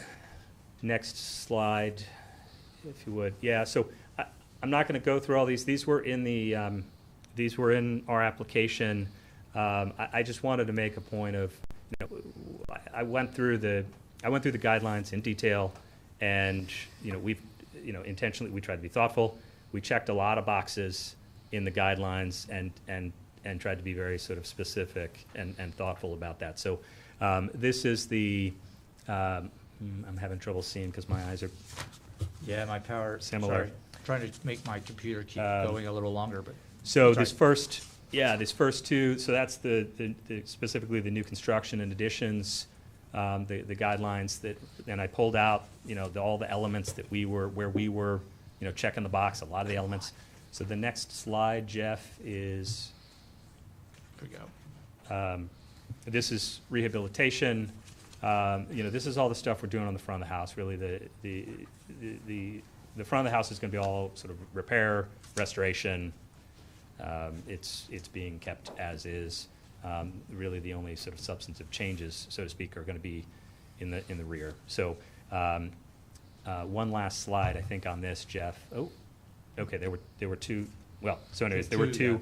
There were two of the rehabilitation slides, checking the boxes on B, D, E, F, G, H, I, J. So long list. So that's the all that information is laid out in the application along with a bunch of additional detail. The next couple slides are simply just a little bit of back and forth that is sort of getting into detail that we hadn't we hadn't necessarily gotten very specific on a few of these things, and Jeff was asking about them, and we did a little bit back and forth the last couple weeks. I tried to sort of articulate, here's the intent. The stucco, concrete, or similar material for the exterior of the addition. Intent is to be a smooth finish, not overly rough, not textured. It will not have the tie holes or similar, ties sticking out. And then expansion joints, if any, will be either aligned and or incorporated into the design. I picked out a few examples just of the, just to illustrate here's the type of surface contemplated. Exterior walls, Jeff touched on this as well. So we love the concept of being able to sort of repurpose, reuse some of the materials that come down in the rear, that existing sort of step down addition when that comes off. That's not original, but it's got some nice brick that's not too much different, or at least portions of it not too much dissimilar from the original brick of the house. So we were thinking accent wall or similar. There's not going to be, we're going to be salvaging that, right? So the intent is not to do a bunch of salvage brick. I don't want to overplay this aspect. The indicative example on the right shows sort of 2 full walls as salvage brick. I suspect that is unlikely, just because we won't be able to salvage that much material. Next slide. Doors and windows. Intention is single light recessed into the wall and the openings, minimal or no exterior trim. Again, we were going for a much different look with the addition, than a much more contemporary look than the front of the house. And balcony railings similarly will be simple, minimalist. They're going to be wood or metal, and they're going to have either cables or glass panels. And that's the railings on top of the porch, and actually on top of I've lost the word, but above the door, the entrance there in the back, I would love to just sort of have the flexibility to carry that sort of similar railing look over to the covering that just goes over that sort of that rear back door. It's intended just as sort of a detail to provide scale, which I think is, that's encouraged in the guidelines. Those aren't actually balconies on top of the porch. There won't be a door accessing that. It's windows. That's probably more detail than you all need to know, but the railing is really just sort of detailing and scaling. So with that being said, one last slide. I did make a point of, I went around and I talked with a bunch of the neighbors. They are currently our neighbors, but then they're going to be our new neighbors as well. We live about a block down from this property. So I shared plans and our thoughts with neighbors, and a number of them wrote letters of support, which are, I think, included in the packet as well. So with that being said, Jeff, do you want to maybe flip over to the staff report real quick? I mean, there's some additional images in there. I don't need to go into further detail. I'm happy to just pause and field questions. I think my suggestion, get into discussion about that, where you are. I think, when you refer to the staff report to frame, if any, things need, I want to make sure we touch on all of them. But I think the elevations and drawings would be the best place to start. Alrighty. Do we have any questions from the public? Assuming none. Do we have questions from the BAR? I have a question. Okay. The description of the material for the rear addition is stucco, concrete, or similar exterior material, which is that's pretty broad. And I just wondered if, like, could we understand, like, hardy panel to be one of those materials? Or would painted plywood be one of those materials? Or it just seems, I just wondered if there's been more discussion about a little bit more specificity on what that material might be. So and maybe the appropriate wording is smooth stucco, concrete, or very similar material. So plywood, no, not contemplated. I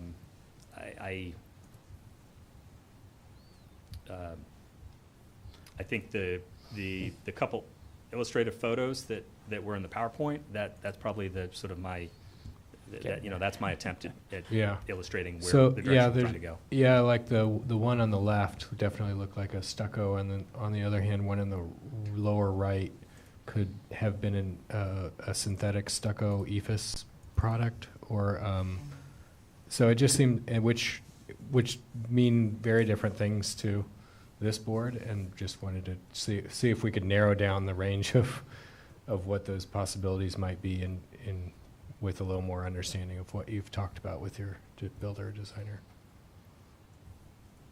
All right, getting there to the drawings. Yeah, some of the example photos look much more board-like, whereas the left example looked much more monolithic, like full stucco, So if not broken out into. Let me, sorry, I just jump in and make sure. Those were images that I had asked Jeff. I said, there's different ways to do formed concrete if that were the way he was going to do it. So, just sort of in our discussions, so there's just some, trying to illustrate what the range was and not necessarily where he was saying he was going. My understanding from the conversation is he wants a smooth surface. And that if that's achieved with a poured concrete wall, or it's achieved with a skimmed wall, but the intent is, and I'm sorry I'm having some difficulty getting my computer to cooperate with me, get the images up. So just to be clear, the images that were shown just illustrative of the types of things that could be done with masonry walls or that type of wall, and not what, so that's my understanding, a smooth surface on the whether it's concrete or it's a stucco, but it won't be formed, it won't have that brutalist look to it, if that helps. Well, I think If it's concrete, you're gonna have 4 more calls. I think stucco's your friend if you're trying to go Thank you. monolithic and not see some of the breakdowns that you're seeing. You do what's called a. Parged. There's another term for it, you just kind of, when the concrete's still sort of wet, you just kind of brush it, or, yeah, like parging. I think Breck is asking, I think you're saying, which one is it, Well, there's I a don't, pretty yeah, I wide just want variety. to know what we are approving. I think that generally the project's going to have a lot of support. It's just that this is one area that is not very specific, and there are good ways of creating that kind of surface, and then there's really cheap ways that are not durable that we probably would want to avoid. And there's a good amount of that surface. I'm not saying that it's all visible from the public right of way, but it is visible from other properties and will be partially visible from the public right of way. When I did the site visit, there was a description that said painted concrete. So I said, what is that? Is that block concrete that you're painting? And this is a residential, and or are you poured in place concrete? What is this looking like? And I didn't get a whole lot further than that. And I just expressed that block concrete would probably not be approved. Poured concrete or a stucco would be more in line with what our guidelines allow. But, I mean, this is not a preliminary discussion. We should have a final material to vote on. So I think that's why we're asking this question. It's not like we don't say, oh, here's a panoply of exterior finishes that you can go with, and we'll let you choose later. We usually ask for applicants to bring us something that's their final decision at this point. right? So, and just to clarify, so the materials you were looking at during the site visit, those were materials that Jeff prepared. I think he clarified that that was effectively a mislabel. Okay, yeah, yes, absolutely, he did. Our intent is to do a smooth surface stucco or poured concrete, something very similar along those lines. And, there are a lot of moving pieces in this application. We went through and incorporated every recommendation that I got last go-around. This, in terms of the exterior material, I'm still working with my contractor to understand the cost implications of one versus the other. But I tried to, with the images that I put up, sort of a, had maybe Jeff described it as sort of a smooth monolithic surface. We're not trying to use cheap materials on the exterior of a very expensive addition paired with a very expensive restoration. I have the same sort of question about the use of the reclaimed brick. It seems like that's a little bit in flux. Is this kind of what you're shooting for? Or? So I put a couple examples in here. There's an indicative A, indicative B, and indicative C. I think those are probably somewhat extreme examples because again, we're not going to have, there's not going to be that much salvage brick, right? So for example, this one we're showing sort of two sort of full kind of, let's call them accent walls. I don't know the appropriate terminology, but incorporating the brick. I suspect we might not get that much, and ultimately, that aspect, might shake out, but in no scenario, basically, as contemplated, we're not trying to put original brick, salvage brick next to original brick in any scenario, right? So it will, let me phrase it this way, the majority of the exterior of the addition is contemplated as effectively that sort of smooth stucco look. I mean, this might be more in line for the comment section, but I think maybe less is more on that reclaimed brick based on sort of what I'm seeing here. It might be nice to do just sort of literally accents. Yeah, I was going to put it in a form of a question. Would you be okay if there were no reclaimed brick on the siding? Or what are you trying to achieve with the use of the reclaimed brick? Well, so we're going to have brick on site because that's what's coming down. Some of it's pretty crappy brick and in bad shape, and then others in pretty good shape. So it was, I was sort of viewing that as an environmentally friendly way to sort of reincorporate some materials into the exterior surface, but really it's contemplated it's only, effectively an accent wall or similar. Does that answer your No, I was just question? trying to understand the intent behind it. Yep, that helps. Thanks. I have a question just about the massing, and there's the sort of step back that happens on in this picture on the far left. Just wondering, is there a sort of functional reason for that inside? So Jeff, do you want to maybe scroll down to the, Yeah, I there's think we lots- I mean, got there's another angle. Several different of the colored renderings, and then there are the gray. Yeah, why don't so we, which- can you go up to? Yeah, there's a preference. If you could, yeah, there we go. Go up one more maybe so we can get a big, yeah, there you go. So is that the step back that you're talking about? There's sort of a bit of a neck on this side? Just a little step back on the top rear right. facade. Top right there. Just this. To the- just point to it. On the rear From the facade. addition to Yeah. the Just porch. this right here, I was curious about. Oh. I mean, yeah, So because. looking at it. Oh, so if you, okay, Jeff, do you want to scroll up to the floor plans that should just be up a couple? And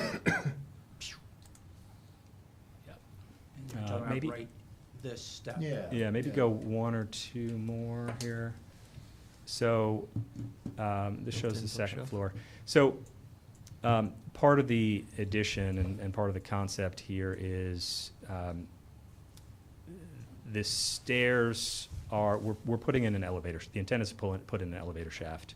And the stairs are sort of flanked out on either side. And so that will run from the driveway level up to the second floor. And that's,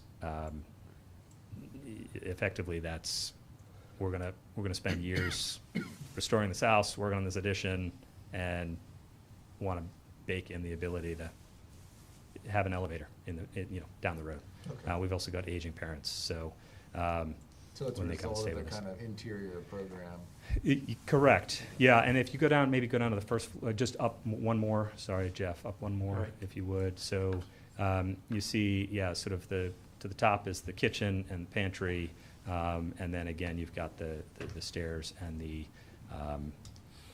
elevator shaft with a, what is basically a sort of a mud room there closest to the garage.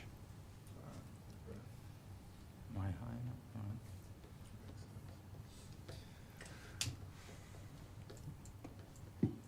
yeah, that's it.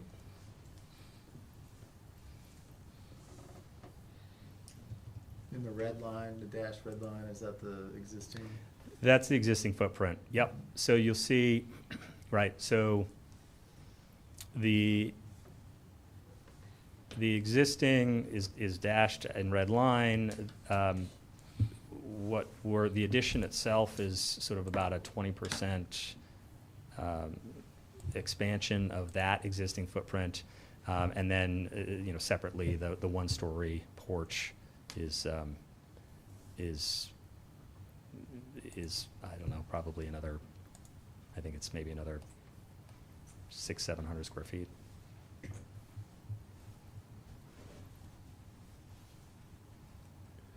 Did you say that the glass railing around the balcony is that it's actually not occupiable, that there's no doors to it?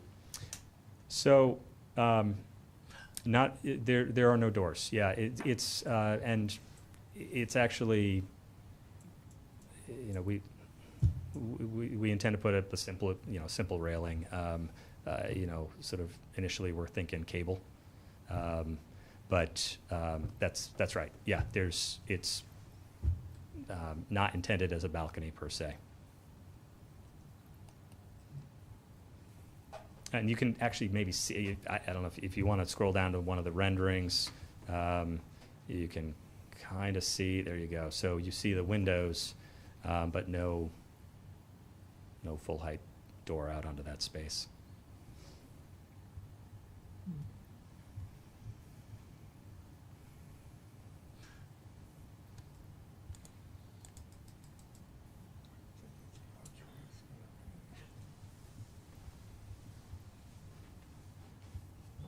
Any other questions from the board?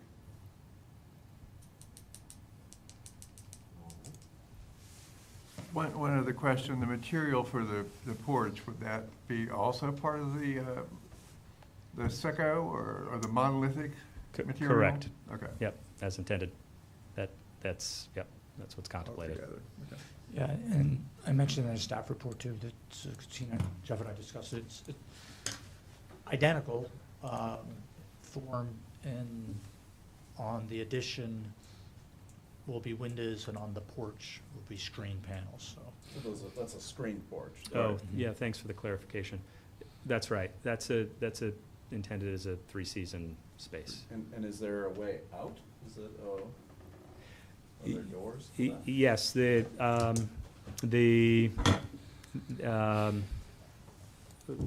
we're not showing steps here, but one of the panels does not have the crossbar. So the third panel in, actually the central panel, the middle panel, it lines up with the door, so the door to into the kitchen.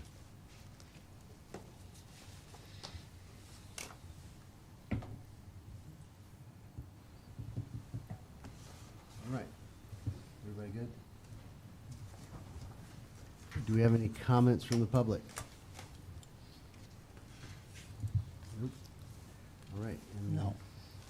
comments from the board?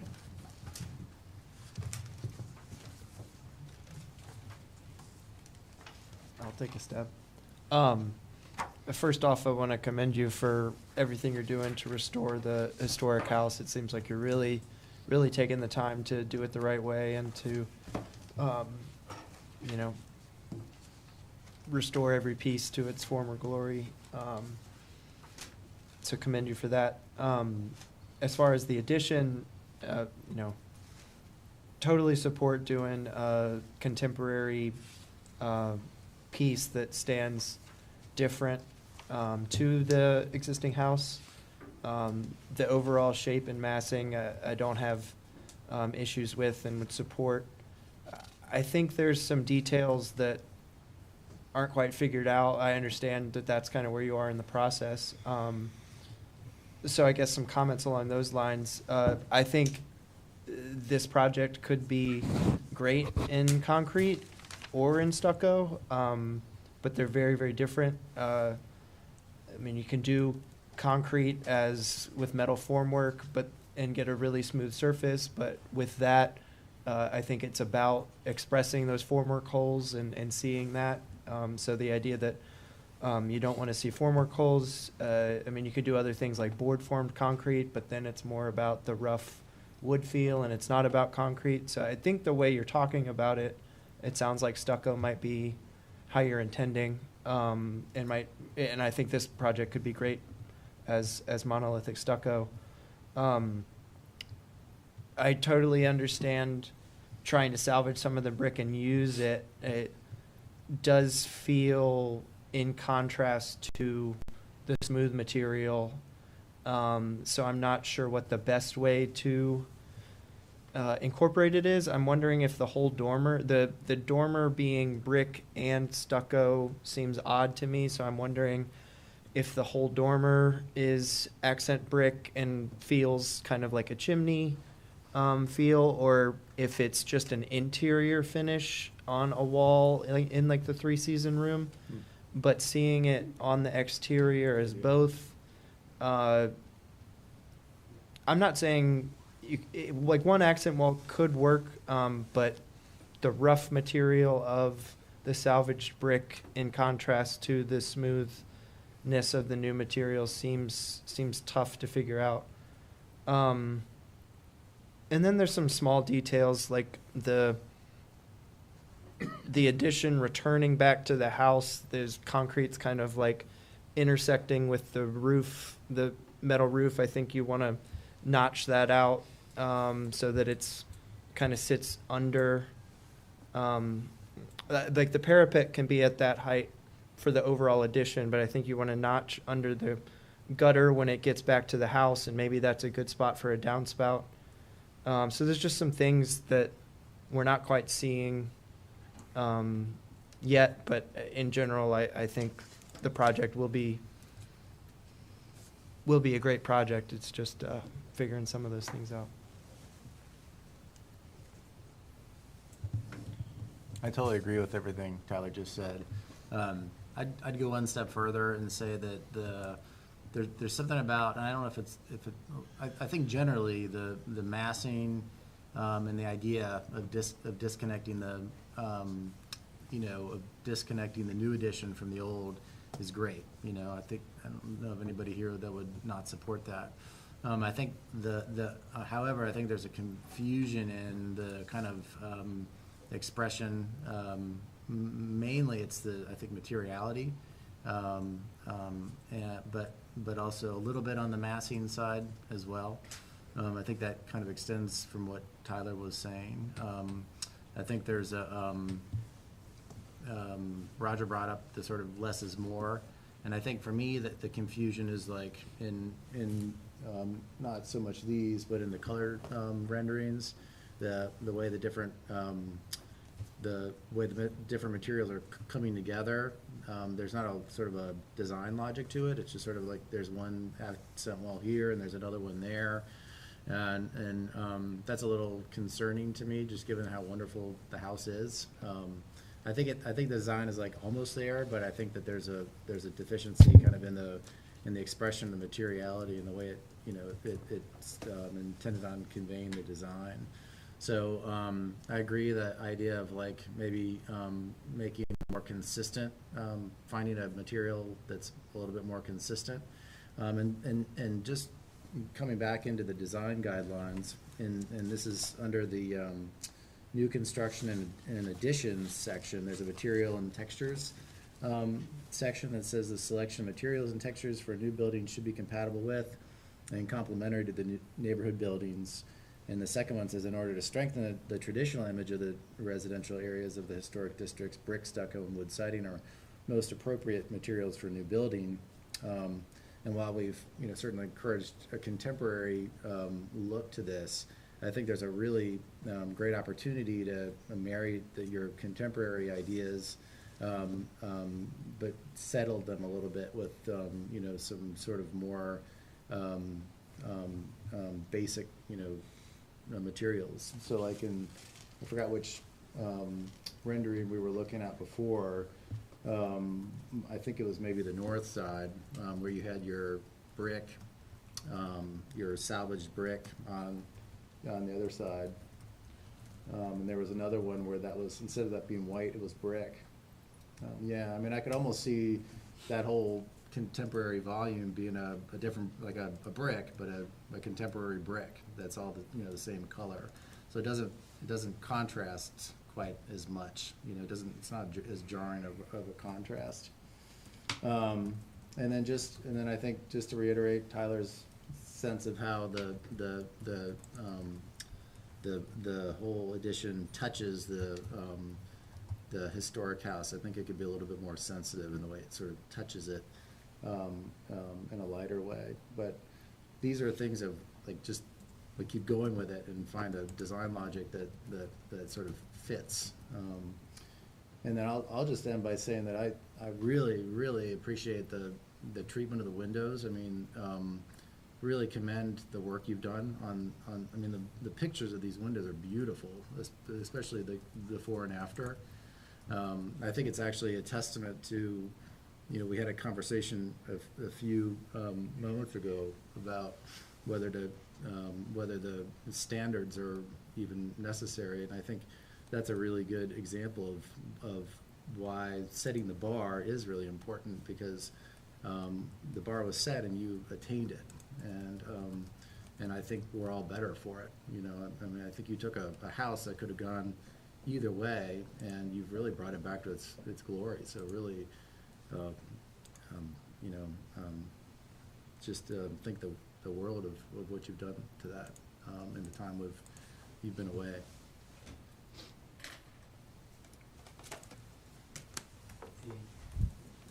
It's what you just addressed, and there was some discussion with Jeff about the two details, Mr. Blovin's pointer thing, here and here. Right. And so, construction-wise, I simply envisioned a wall that would come up almost like a parapet. This would die into the parapet, so it wouldn't loop around. It would come up and continue. The challenge is the same as when we looked at it back in a year ago, is trying to get that height. If you stay below, that's a really heavy cornice, so if you stay below, it really drops everything down. So it's that, but I don't know, when you mentioned that, is that suggesting changing the height? I want to just try to burrow down into that, make sure that we have some clarity on where people stand. Can I comment on that before you all opine? Can I provide some context? Yeah. So, because this is something of an important point. I just want to, the consideration here is, so the existing rear of the house it's got this awkward step down. You see it in the roof and the exterior, but also on the interior. So the house, the original structure has, part of the appeal is it's got these amazing high ceilings, right? And so, part of what we're going to be doing with the renovation and the addition is installing air conditioning, right? So there's no air conditioning. The air conditioning units will, will need room for ductwork, right? So if it's problematic, it's very problematic if we're forced to sort of come in underneath the existing roof line, because that's gonna, then your ceiling height it's gonna feel really awkward and closed down when you move from one part of the house to the other, to the new part of the house. If you have to, not only sort of lower the roof line, but then, have room for the ductwork and all that comes with the HVAC. The most sort of the most practical place for some of those units to go are in the attic and in the crawl space. And so, as contemplated, the crawl space, that'll be blowing up into the first floor. In the attic, will be blowing down into the second floor, and so the ceiling height and the roof line in the addition accounts for that. I wasn't trying to suggest dropping the whole roof line or the whole parapet line. I was just saying, as the concrete or the stucco returns to the metal, that it's not gonna do Can you that. draw it? Yeah. So you need to notch out just that corner, and it could be all metal flashing or a scupper, or it could be something, but I guess the thing concrete's what not gonna Jeff do that. was- Jeff was expressing is that the concrete wall goes through and the historic house butts into it. It's far simpler to just cut off the cornice like that than it would be to try and wrap it through some opening in the You're parapet wall. suggesting like wrapping the concrete around the cornice? That shown is the concrete wrapping around the cornice. You could read it two different ways. It shows like, It's also shown as the cornice butting into, if the concrete continues butting into it, turning into it. Personally, I think you should put it underneath the cornice all the way across the back and lower the roof. Could That's you me. do that just at the connector? I think it would actually read stronger if the connector came down a little bit. That's the kind of what I was hyphen. thinking. That's what I was And, wondering. and, The stuff. or is there HVAC that's crossing from the old to the new? There is. I mean, we're not here to design for you, but, I think from my perspective, it wasn't so much the height, it was partly the height, but it was, like, for instance, even just the area where the new hits the old, just a simple recess almost could kind of, like a joint could create a separation there visually. Yeah, and to be clear, it is stepped back from the, it does not extend from the corner, right? The addition is stepped back and sort of recessed in. Right. Okay. Yeah. Right, we intentionally, I mean, that was some of the feedback last go-around, and we intentionally incorporated that. It's like the face and I the mean, two faces. I feel like you guys are, I don't know, I feel like what you've done is pretty appropriate. You're gonna draw it way better than I can. I mean, obviously, like everyone else has said, what you've done for the existing house, fantastic. But the addition seems, I mean, it's the back of the house, it's not gonna be seen from the district. I mean, you may see it from the street slightly, but you're not gonna see this connection point. So I'm not sure that making you guys go through the heartburn of having two sets of HVAC to drop the hyphen so that you have a continuous, I don't think that makes any sense. I don't think it's gonna bias anything for the district and the character of the district, so I think what you've proposed seems to make sense. I will say, the suggestion to put brick on the dormer, I 100% strongly say don't do that. There would never be brick up there. You're gonna have to put steel up there to support it if you do that. I said that at the site visit. So that's, yeah, obviously that's gonna have to be stucco, or, I know I'm gonna say the bad word, ethos, which I have a funny feeling this probably is gonna end up being, because it's very, the porch, for instance, is very open and very light. And, I could be wrong. I highly doubt you're gonna be able to do that in poured concrete.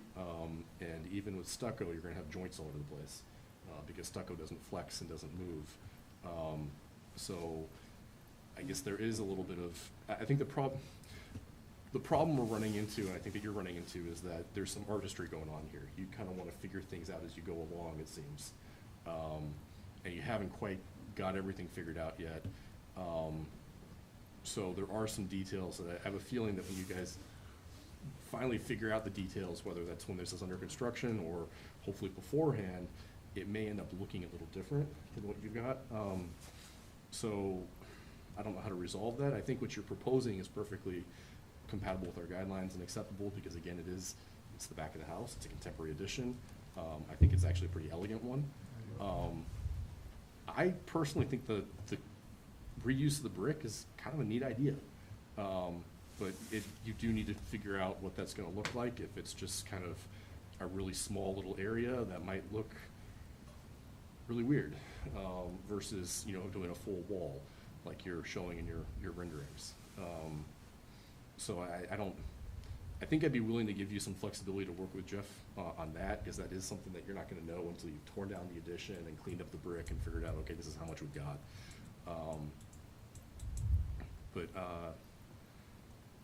Yes, I'm not sure. I think I'm very strongly in support of this. I think we need to be honest with ourselves that if it's gonna look as you've modeled it and presented it to us, it's probably ethos. And I'm not sure how you feel about that. I think that's acceptable and fine, but if, I just have a funny feeling that the materiality of this might end up changing as you guys, you detail it out a little bit more. I love the concept and fully support the massing and the approach. And if it weren't for the brick, I think I'd be ready to approve to as is. The thing that concerns me about the way the brick is deployed, I'm not against reusing brick. I would very much support it. I just don't understand necessarily how it's being used. It's kind of more like using paint bucket tool on Photoshop, but the walls would be built very different, whether if it's supporting brick versus if it's a concrete wall, or if these have different thicknesses and I would expect that either you would create a volume, that might be one portion, which I think is where David was starting to go, that one corner or one element might be made out of the brick, or I think it would probably be best to just not try to even commit to using the brick in the facade and find a different way of, whether it be in the flat work or on the interior or some other way of reusing the material. I think that could yield a better project. I think the renderings that are not in color are more successful than the ones in color for that reason. And so I'm a little concerned of not knowing really quite what the material is. I like the way you describe them, but I also feel like that there's a lot of different things that could fall into those descriptions, and I just don't know where it's going to end up. Can I just maybe respond to that? I know this is discussion time, so I don't want to. Okay. I would be very comfortable. I don't want to get hung up on the salvage brick piece. I would be very comfortable with a condition that the rear addition will be stucco, poured concrete, or very similar. Any integration of salvage brick would need to be approved by Jeff. I don't have a problem with that, and I don't want to get everybody hung up on the salvage brick, because it's something that we're partially partially wanting to do it from an environmental perspective of wanting to reuse materials. Yeah. That's part of the motivator. The other part of the motivator is thinking, hey, it would be nice to have, so we're going to have a large stucco type addition, having some character, some way to integrate something that's that's got some character to it would be nice. Yeah. But I don't want to get hung up on it. What if you just painted the brick? No, I know. I know, but in a new wall construction. I actually think the where you've whole thing is a painted brick Yeah, volume it would gives be you a little fine. bit of texture. I think so too. And it gives you. I think it would be. There'd be more of a clarity to kind of, here's the addition, it's this color, there's maybe some texture variation, but it's very clear that there's a historic part and a new part. And then my only other comment, I should backtrack, this is a really great project, and, the massing is really good. I think your presentation is the most thorough presentation that I've seen since I've been here. So, commend you for all that. The dormer, have you thought about just using the roof material on the sidewalls and just kind of making the dormer go away a little bit visually? Is it copper or is it standing seam? So it's standing seam. Pre-finished? And to be honest, I wouldn't have necessarily thought, I wasn't sure that that would be looked favorably upon. You sort of mimicking the original roof. I don't know. Contemplating that as stucco or sort of not brick, I'm totally So okay with. adding weight to the What roof, is, isn't it? there's an existing dormer to the left there? So that's right, the original, so it's, yep. And what's that finished in? I think it's, Um, why am I thinking shingles, but, I think there it might be shingles. It is, yeah. On the side? It's got some Yeah. kind of lap siding. Yeah, it's got, yeah. yeah. It might be metal.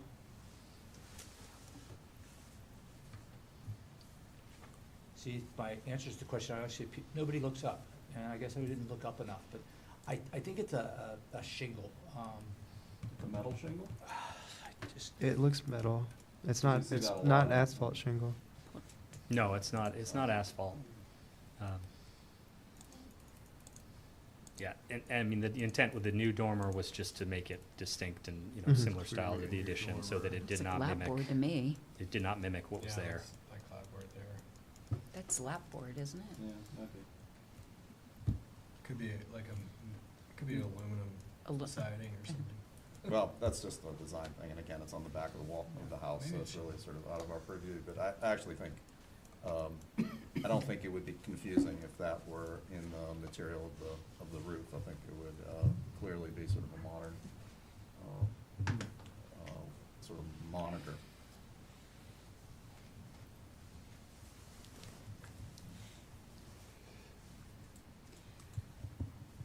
Like others, I'm supportive too. I like the direction that you took it in, and you heard our cues about contemporary,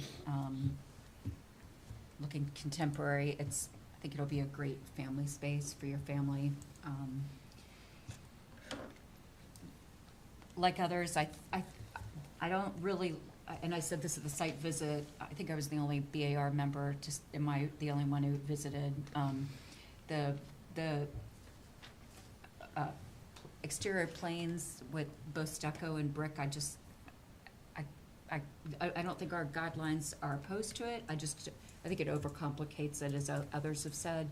And there are, like Tyler said, you could use, I don't want any of us to be read as discouraging you from reusing brick, and there's a lot that you'll take down. We don't know how much is functionally reusable, as you said, but maybe on the interior wall inside the porch, I thought that was a great suggestion. Brick can also be used all over landscaping.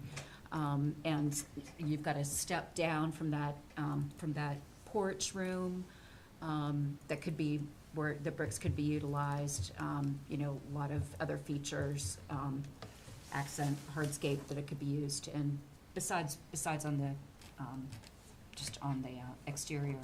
It feels like right now that we should be seeing, like, if you want us to vote on this, it seems like we should have a little bit more information about materials, like cut sheets, samples. That would be part of this process if we're going to vote tonight. We don't have any information about the type of windows and what they look like. We don't have information about the exterior door that is going into that elevator volume. No information about downspouts or how water is coming off the roof. In a very contemporary design where you've got like that little parapet surround wall on the top. I think you've got something going on, trimmed doors, like I said. Do these materials go into the earth, or is there any sort of functional foundation? Those are sort of some of my questions that I feel like we would be getting a little bit more detailed design on right now on a major structure like this. And I'm just thinking of, in the history of considering other applications, those are things that would be in front of us just to check that box. But really supportive and thank you for all the work that you've done. As Roger said, it was incredibly thorough how you went through every design guideline and picked through the ones that benefited, you know, that obviously supported your application. And you had done that before we met on site, and I'm sorry I hadn't been able to see it before we met. Got other materials, but I hadn't gotten that part, so anyway, thank you. I think having the 3 additions, elevations, is kind of paramount, you know, because then, like you did with the first submission, then you can point to all the different sections. If there's a material change, we know exactly where that happens. And it's specific, you know, the materials are specific.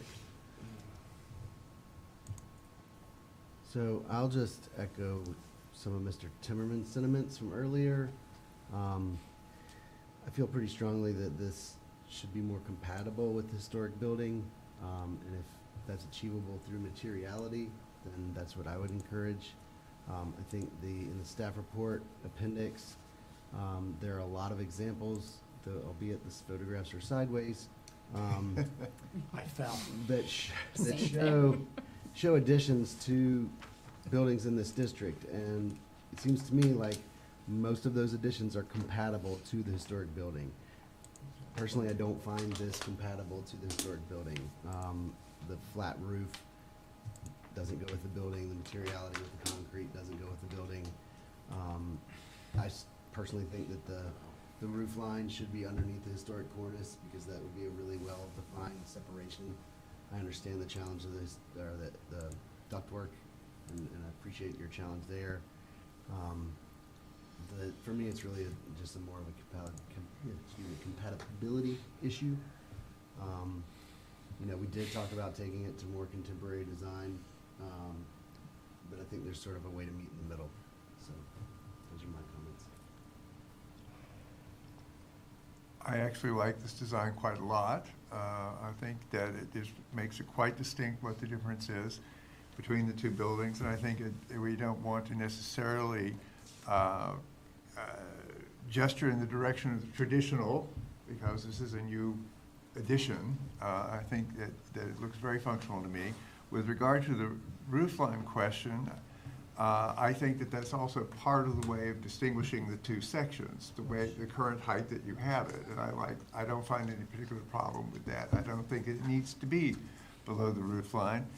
And I don't think it destroys the historic character of the building itself. Again, that's a part of the building.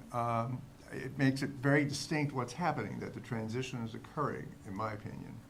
So I do understand the concern about the materiality, because I've now been on this board for 4 years, and I've seen people come in with these wonderful materials, and they show them to us, and they're all going to be wonderful and terrible, and then they come back and go, oh, we can't afford them, we can't source them, we can't do this, that, and the other, and the materials become cheaper and cheaper and cheaper over time.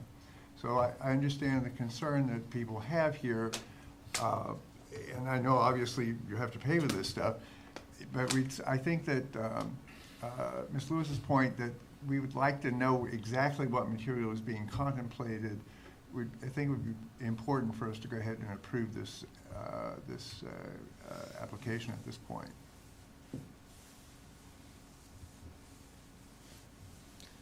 Sorry, what was that last statement? You feel like it is important to approve it at this point? No, I think that it would be important to know the material in advance before we could approve it. Okay, thank you, sorry. So, throw I agree. a couple thought. One, in the staff report, in the discussion, I do outline some of the questions, and you can use that, again, as I said, as a checklist. I will say, as a former builder, I know it's been a while, but joints and transitions and corners cost money. And what I'm hearing, if you don't mind, kind of reflecting back, is that the use of the brick is a great idea, but maybe it's sort of on the interior wall, that trying to fit it into this exterior wall, aside from costs and design headaches, might be creating some difficulties. So then you get to the material, and so in my conversations with Jeff, the intent is that this is a masonry material, smooth surfaced.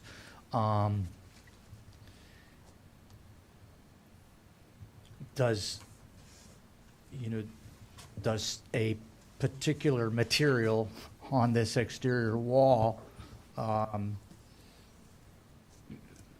assuming, that's monolithic and the bricks are incorporated into the interior or in a minimal way, is there when you say you want to know the material, is it more you want to know the visibility of the material, or is it a function of the material being, Carl, you would ask me about the joints. What are the, and I'm trying to help a layperson as the applicant who's saying I'm producing a visible result that meets the criteria and trying to translate back to them that. Do you want me to restate what I just said?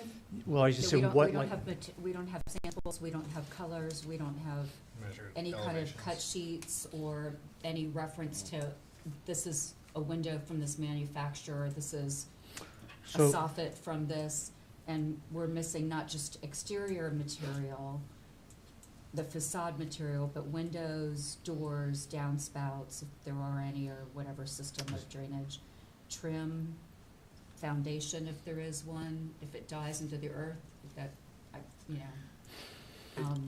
I mean, just a lot of things that we would be seeing. Well, just even if This the- is the yeah. size of my house, ladies and gentlemen. This is not an unsubstantial addition. It's quite a building project, as the applicant knows. And there just are details that we have not been given. And I don't think that anybody's saying that they're pretty much not supportive of the direction this is moving in. I just know, I was previously on the BAR, and I've been on it for a few years now again, and what we've been given there's nothing. I mean, it's real, so I'm just saying. There's a lot, but I mean, I think 3 elevations that are clearly spells out what you intend to do in each wall plane would pretty much sum it up, I think, in addition to the windows. Well, I and- mean, yeah, like dark windows are discouraged. What kind of tinting, what kind of, how about lighting, exterior lighting that would be, I mean, these are not make or break items, but things that we would be seeing at this point. They have to get figured out anyway. Yeah. Well, but how far down the path do I need to be to figure, so I mean, this is, Well, spending a we're lot of here and time we're on asked this. We're asked to vote tonight. Mhm. You've submitted, and there's timeframes that started with that. We've been asked to vote on the application up or down. And I mean, it's not like an ongoing process. You could defer if you wish to and work with Jeff with your architect, your designer, your builder, bring those items that are missing back to us. You could, at this first meeting, defer. And yeah, I'm not encouraging you to vote on up or down. Yeah. I'm saying is that there's when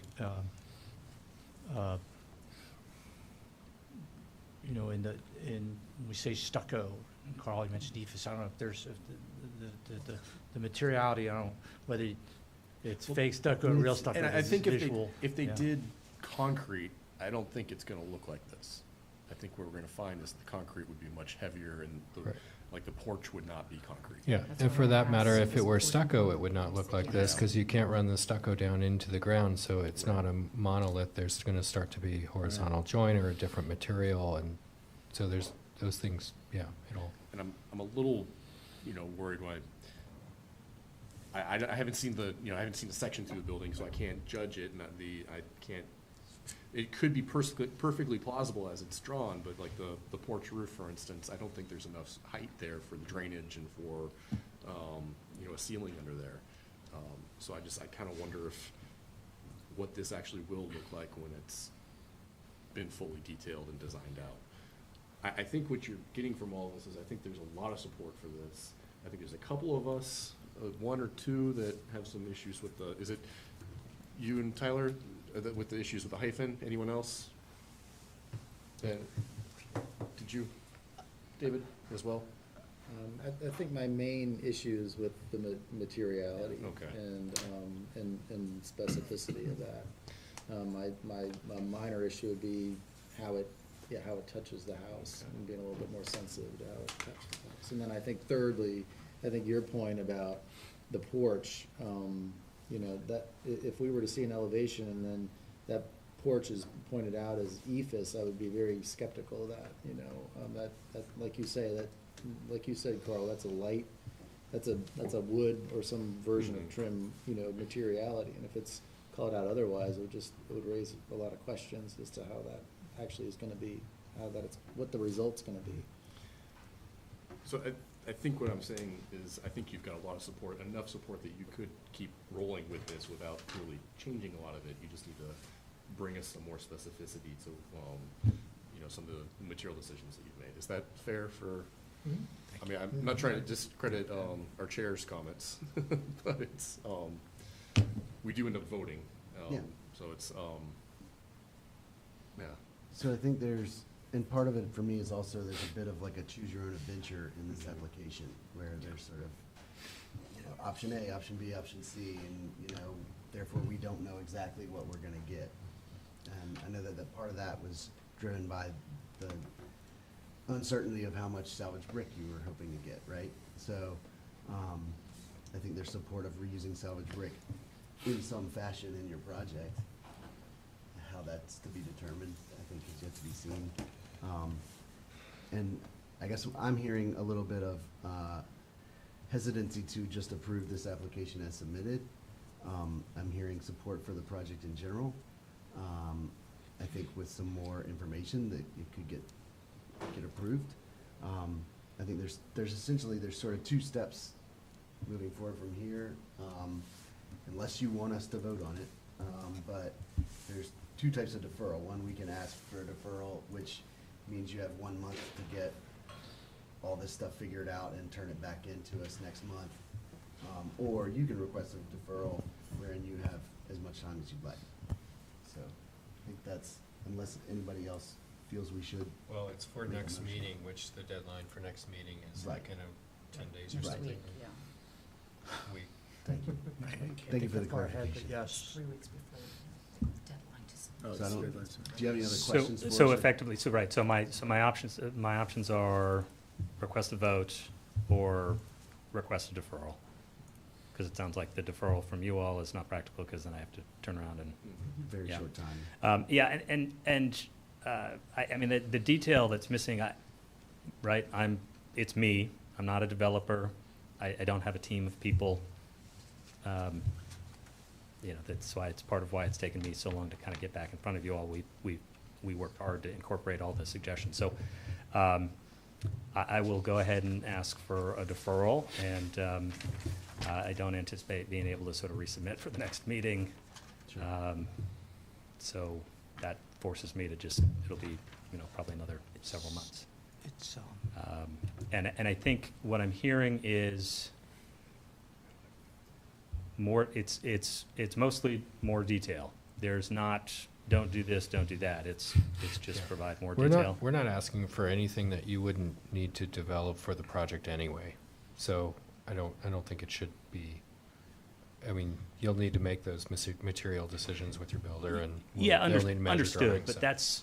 so, right, but, yeah, so, yes, just sort of the more fully baked, I continue to, you know, I continue to carry the risk of not sort of pleasing everybody, and the outstanding sort of certificate of appropriateness is then kind of hanging over me.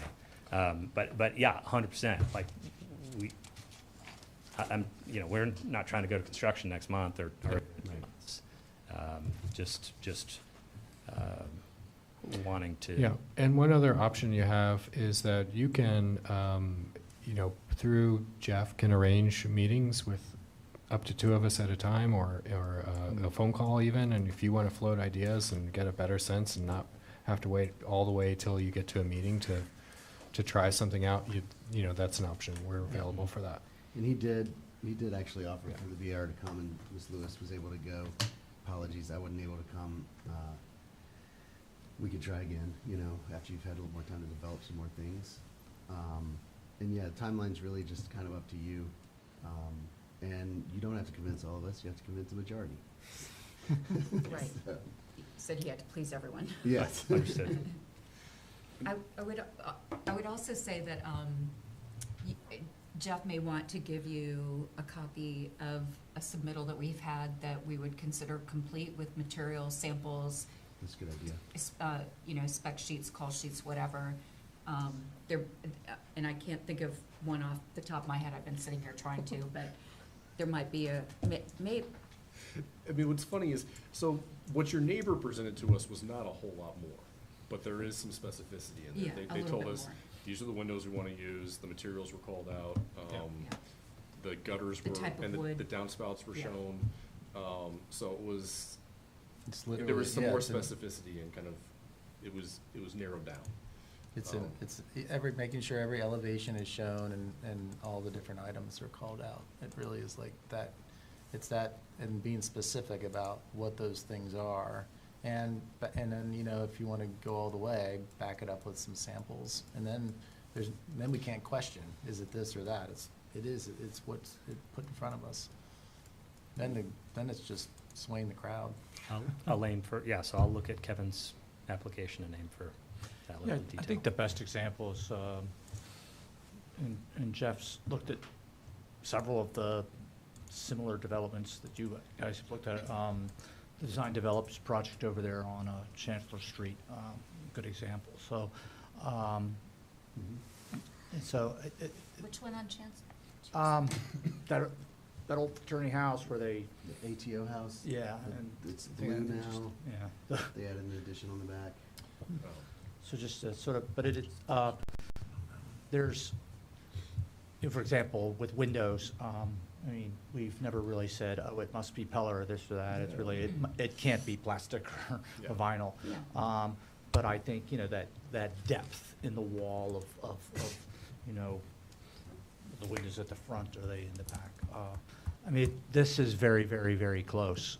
And I think I can work with Jeff and get, and it is helpful to, I think the hardest thing was the brick smooth surface conflict and, but I understand what you all need. I just, work with Jeff and it's possible we pull it off in a week. I wouldn't, it's not that difficult. It just has to be done.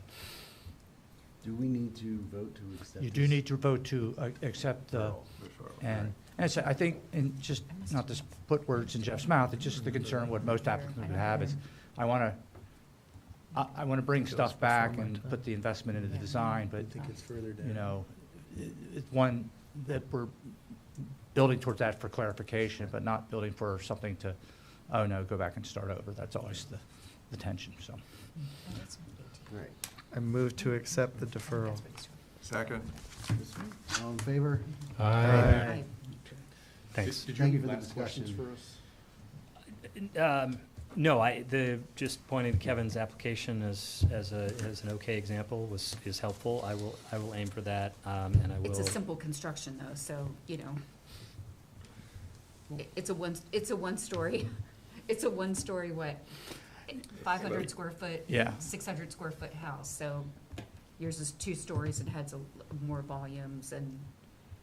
But yeah, Understood, but yeah. the level of detail Yeah. is appropriate in his. Yeah. Three elevations. I think, David, you said it. It's 3 elevations and Yeah. I mean, Is there a coping cap? I think, Like- Ms. Lewis's recommendation, if there's a COA, that, of an addition, I think Yeah. that would be a good template or example Second to Street. reference. yeah. You could think of We- one. We've shared those, and, so, Oh, you have shared that with the applicant? we've discussed those, yes.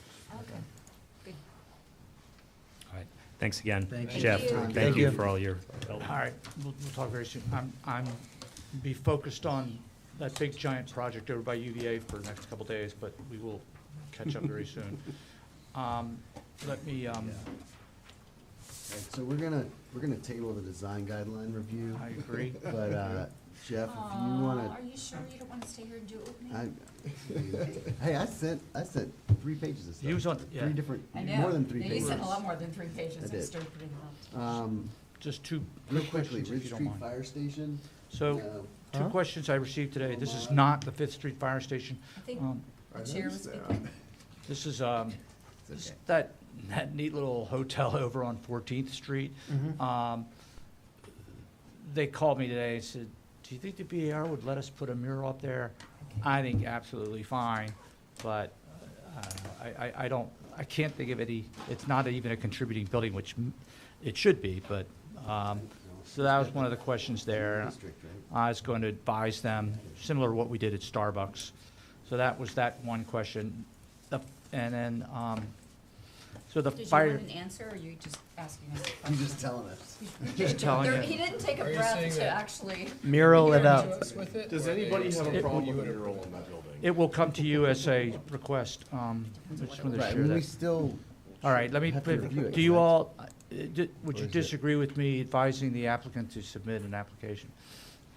All right. You No. could have done, you could have I know. done that Well, you know without what? asking us at 8:40. Well, all right, well, it's not pick on Jeff Knight, so I appreciate the constructive criticism, but I was contacted by the Public Works or Facilities Management, whichever department it is that is working with the fire department, and excuse my rough sketches here, but there is, can you tell where you are, the training tower, okay? So there's a space back here, a new piece of equipment, they would like to construct a storage thing for it. They're sort of heading down that prefabbed, This is behind the training tower? yes, and so I said, and this would be like as if you had turned and looked. So there's the training tower, and so what they showed me, I said, we're not really, we don't love temporary stuff, but at the same time, we know a thing is what it is. So I said that, because what you see at the top is somewhat what they sent me, and it really looked cartoonish. I said that I think something behind that tower would work, but something more proportional. And maybe it's not necessarily something you buy off the shelf at Sears and Roebuck and construct, but, or it's the possibility of this thing is at a fire station, it's tucked behind the training tower, and it's to store a piece of equipment, doesn't necessarily matter, or What if color. it's not brick red, but is instead like a slate gray? I felt like color was a big one, and I did say, that's why I had this. It's way back there. Got the room, put it Brad there. says fireplace, fire department, right? I think B is better. I don't think if the windows are only for show, I don't think they're helping anything. Well, really all they changed there is just try to, because what they sent me had this strange, shallow pitch. I just said it would just, Yeah. but then the other option is simply, again, like I said, it's a temporary structure. I'm not sure, I'm sorry it's late, exactly what the question would be. But, I mean, it is where, If it's temporary, it's gonna be up for a long time. Exactly. At least 40 years. you are spot on, and that's where Equipment craps out. the folks that, in the city that would be erecting it are sort of like, yeah, well, we don't think it's temporary, so. So Jeff, did you show them this? Did you show them like B as? They showed me Because I'm fine with that. this thing. Oh my God, it looks like a tent someone painted red. I'm just not sure how customized, like, is this something you just buy off the shelf and? Right. Can they actually do B? That's what the funny part of this one is that it's where, do you get the city, what, does the fire department appeal a BAR denial or something like that? And so I'm trying to work with the folks a little up front and not get into the, city department. Move to adjourn. It's way back from the road. Yeah. Move to adjourn. I mean, this is where, and I go back to my original statement, it's a shed, and should we try to make it, is there any point in trying to pretend it's anything else? No. Nope. Nope. It's a structure. It's in a historic district. We just spent way too much time on a property in the Ridge Street district. And this is close to downtown. This is you Next to know. the railroad. And right next to the bus station that we also spent time on, that we expect a resubmittal on. I mean, It's a utilitarian structure for a city municipal department, like, I'm sure the city has lawnmower sheds that look not much better than this. yeah, but they're in city yard, they're not like in this location. Is this not city? review it. I think I thought Oh, this is on absolutely, Rich Street. absolutely. Yeah, yeah, yeah. I'm sorry, oh, no, they're in the city yard. I don't care, if they're in the city yard, the 4 acres in the Mold City that nobody knows about, I'm good with it, but in this location, I don't have a Tyler said problem it's with gonna this. be there a long time. Well, B is Once it certainly gets better, up. so if they can do B, you know, I just don't know if that's. Yeah, B looks good to me. B's pretty good. That really is just me wagging it at Yeah, some. Sounds like the Perfect. BAR has a preference for option B. That's your Thank you very feedback. much. That's all I needed, guys, thank you. And Wahoo Wah, yes, are you tracking? All right, now where's the motion? Someone, Motion to adjourn. second. All in favor, aye. Go Aye. Booze. Goes. I'm staying.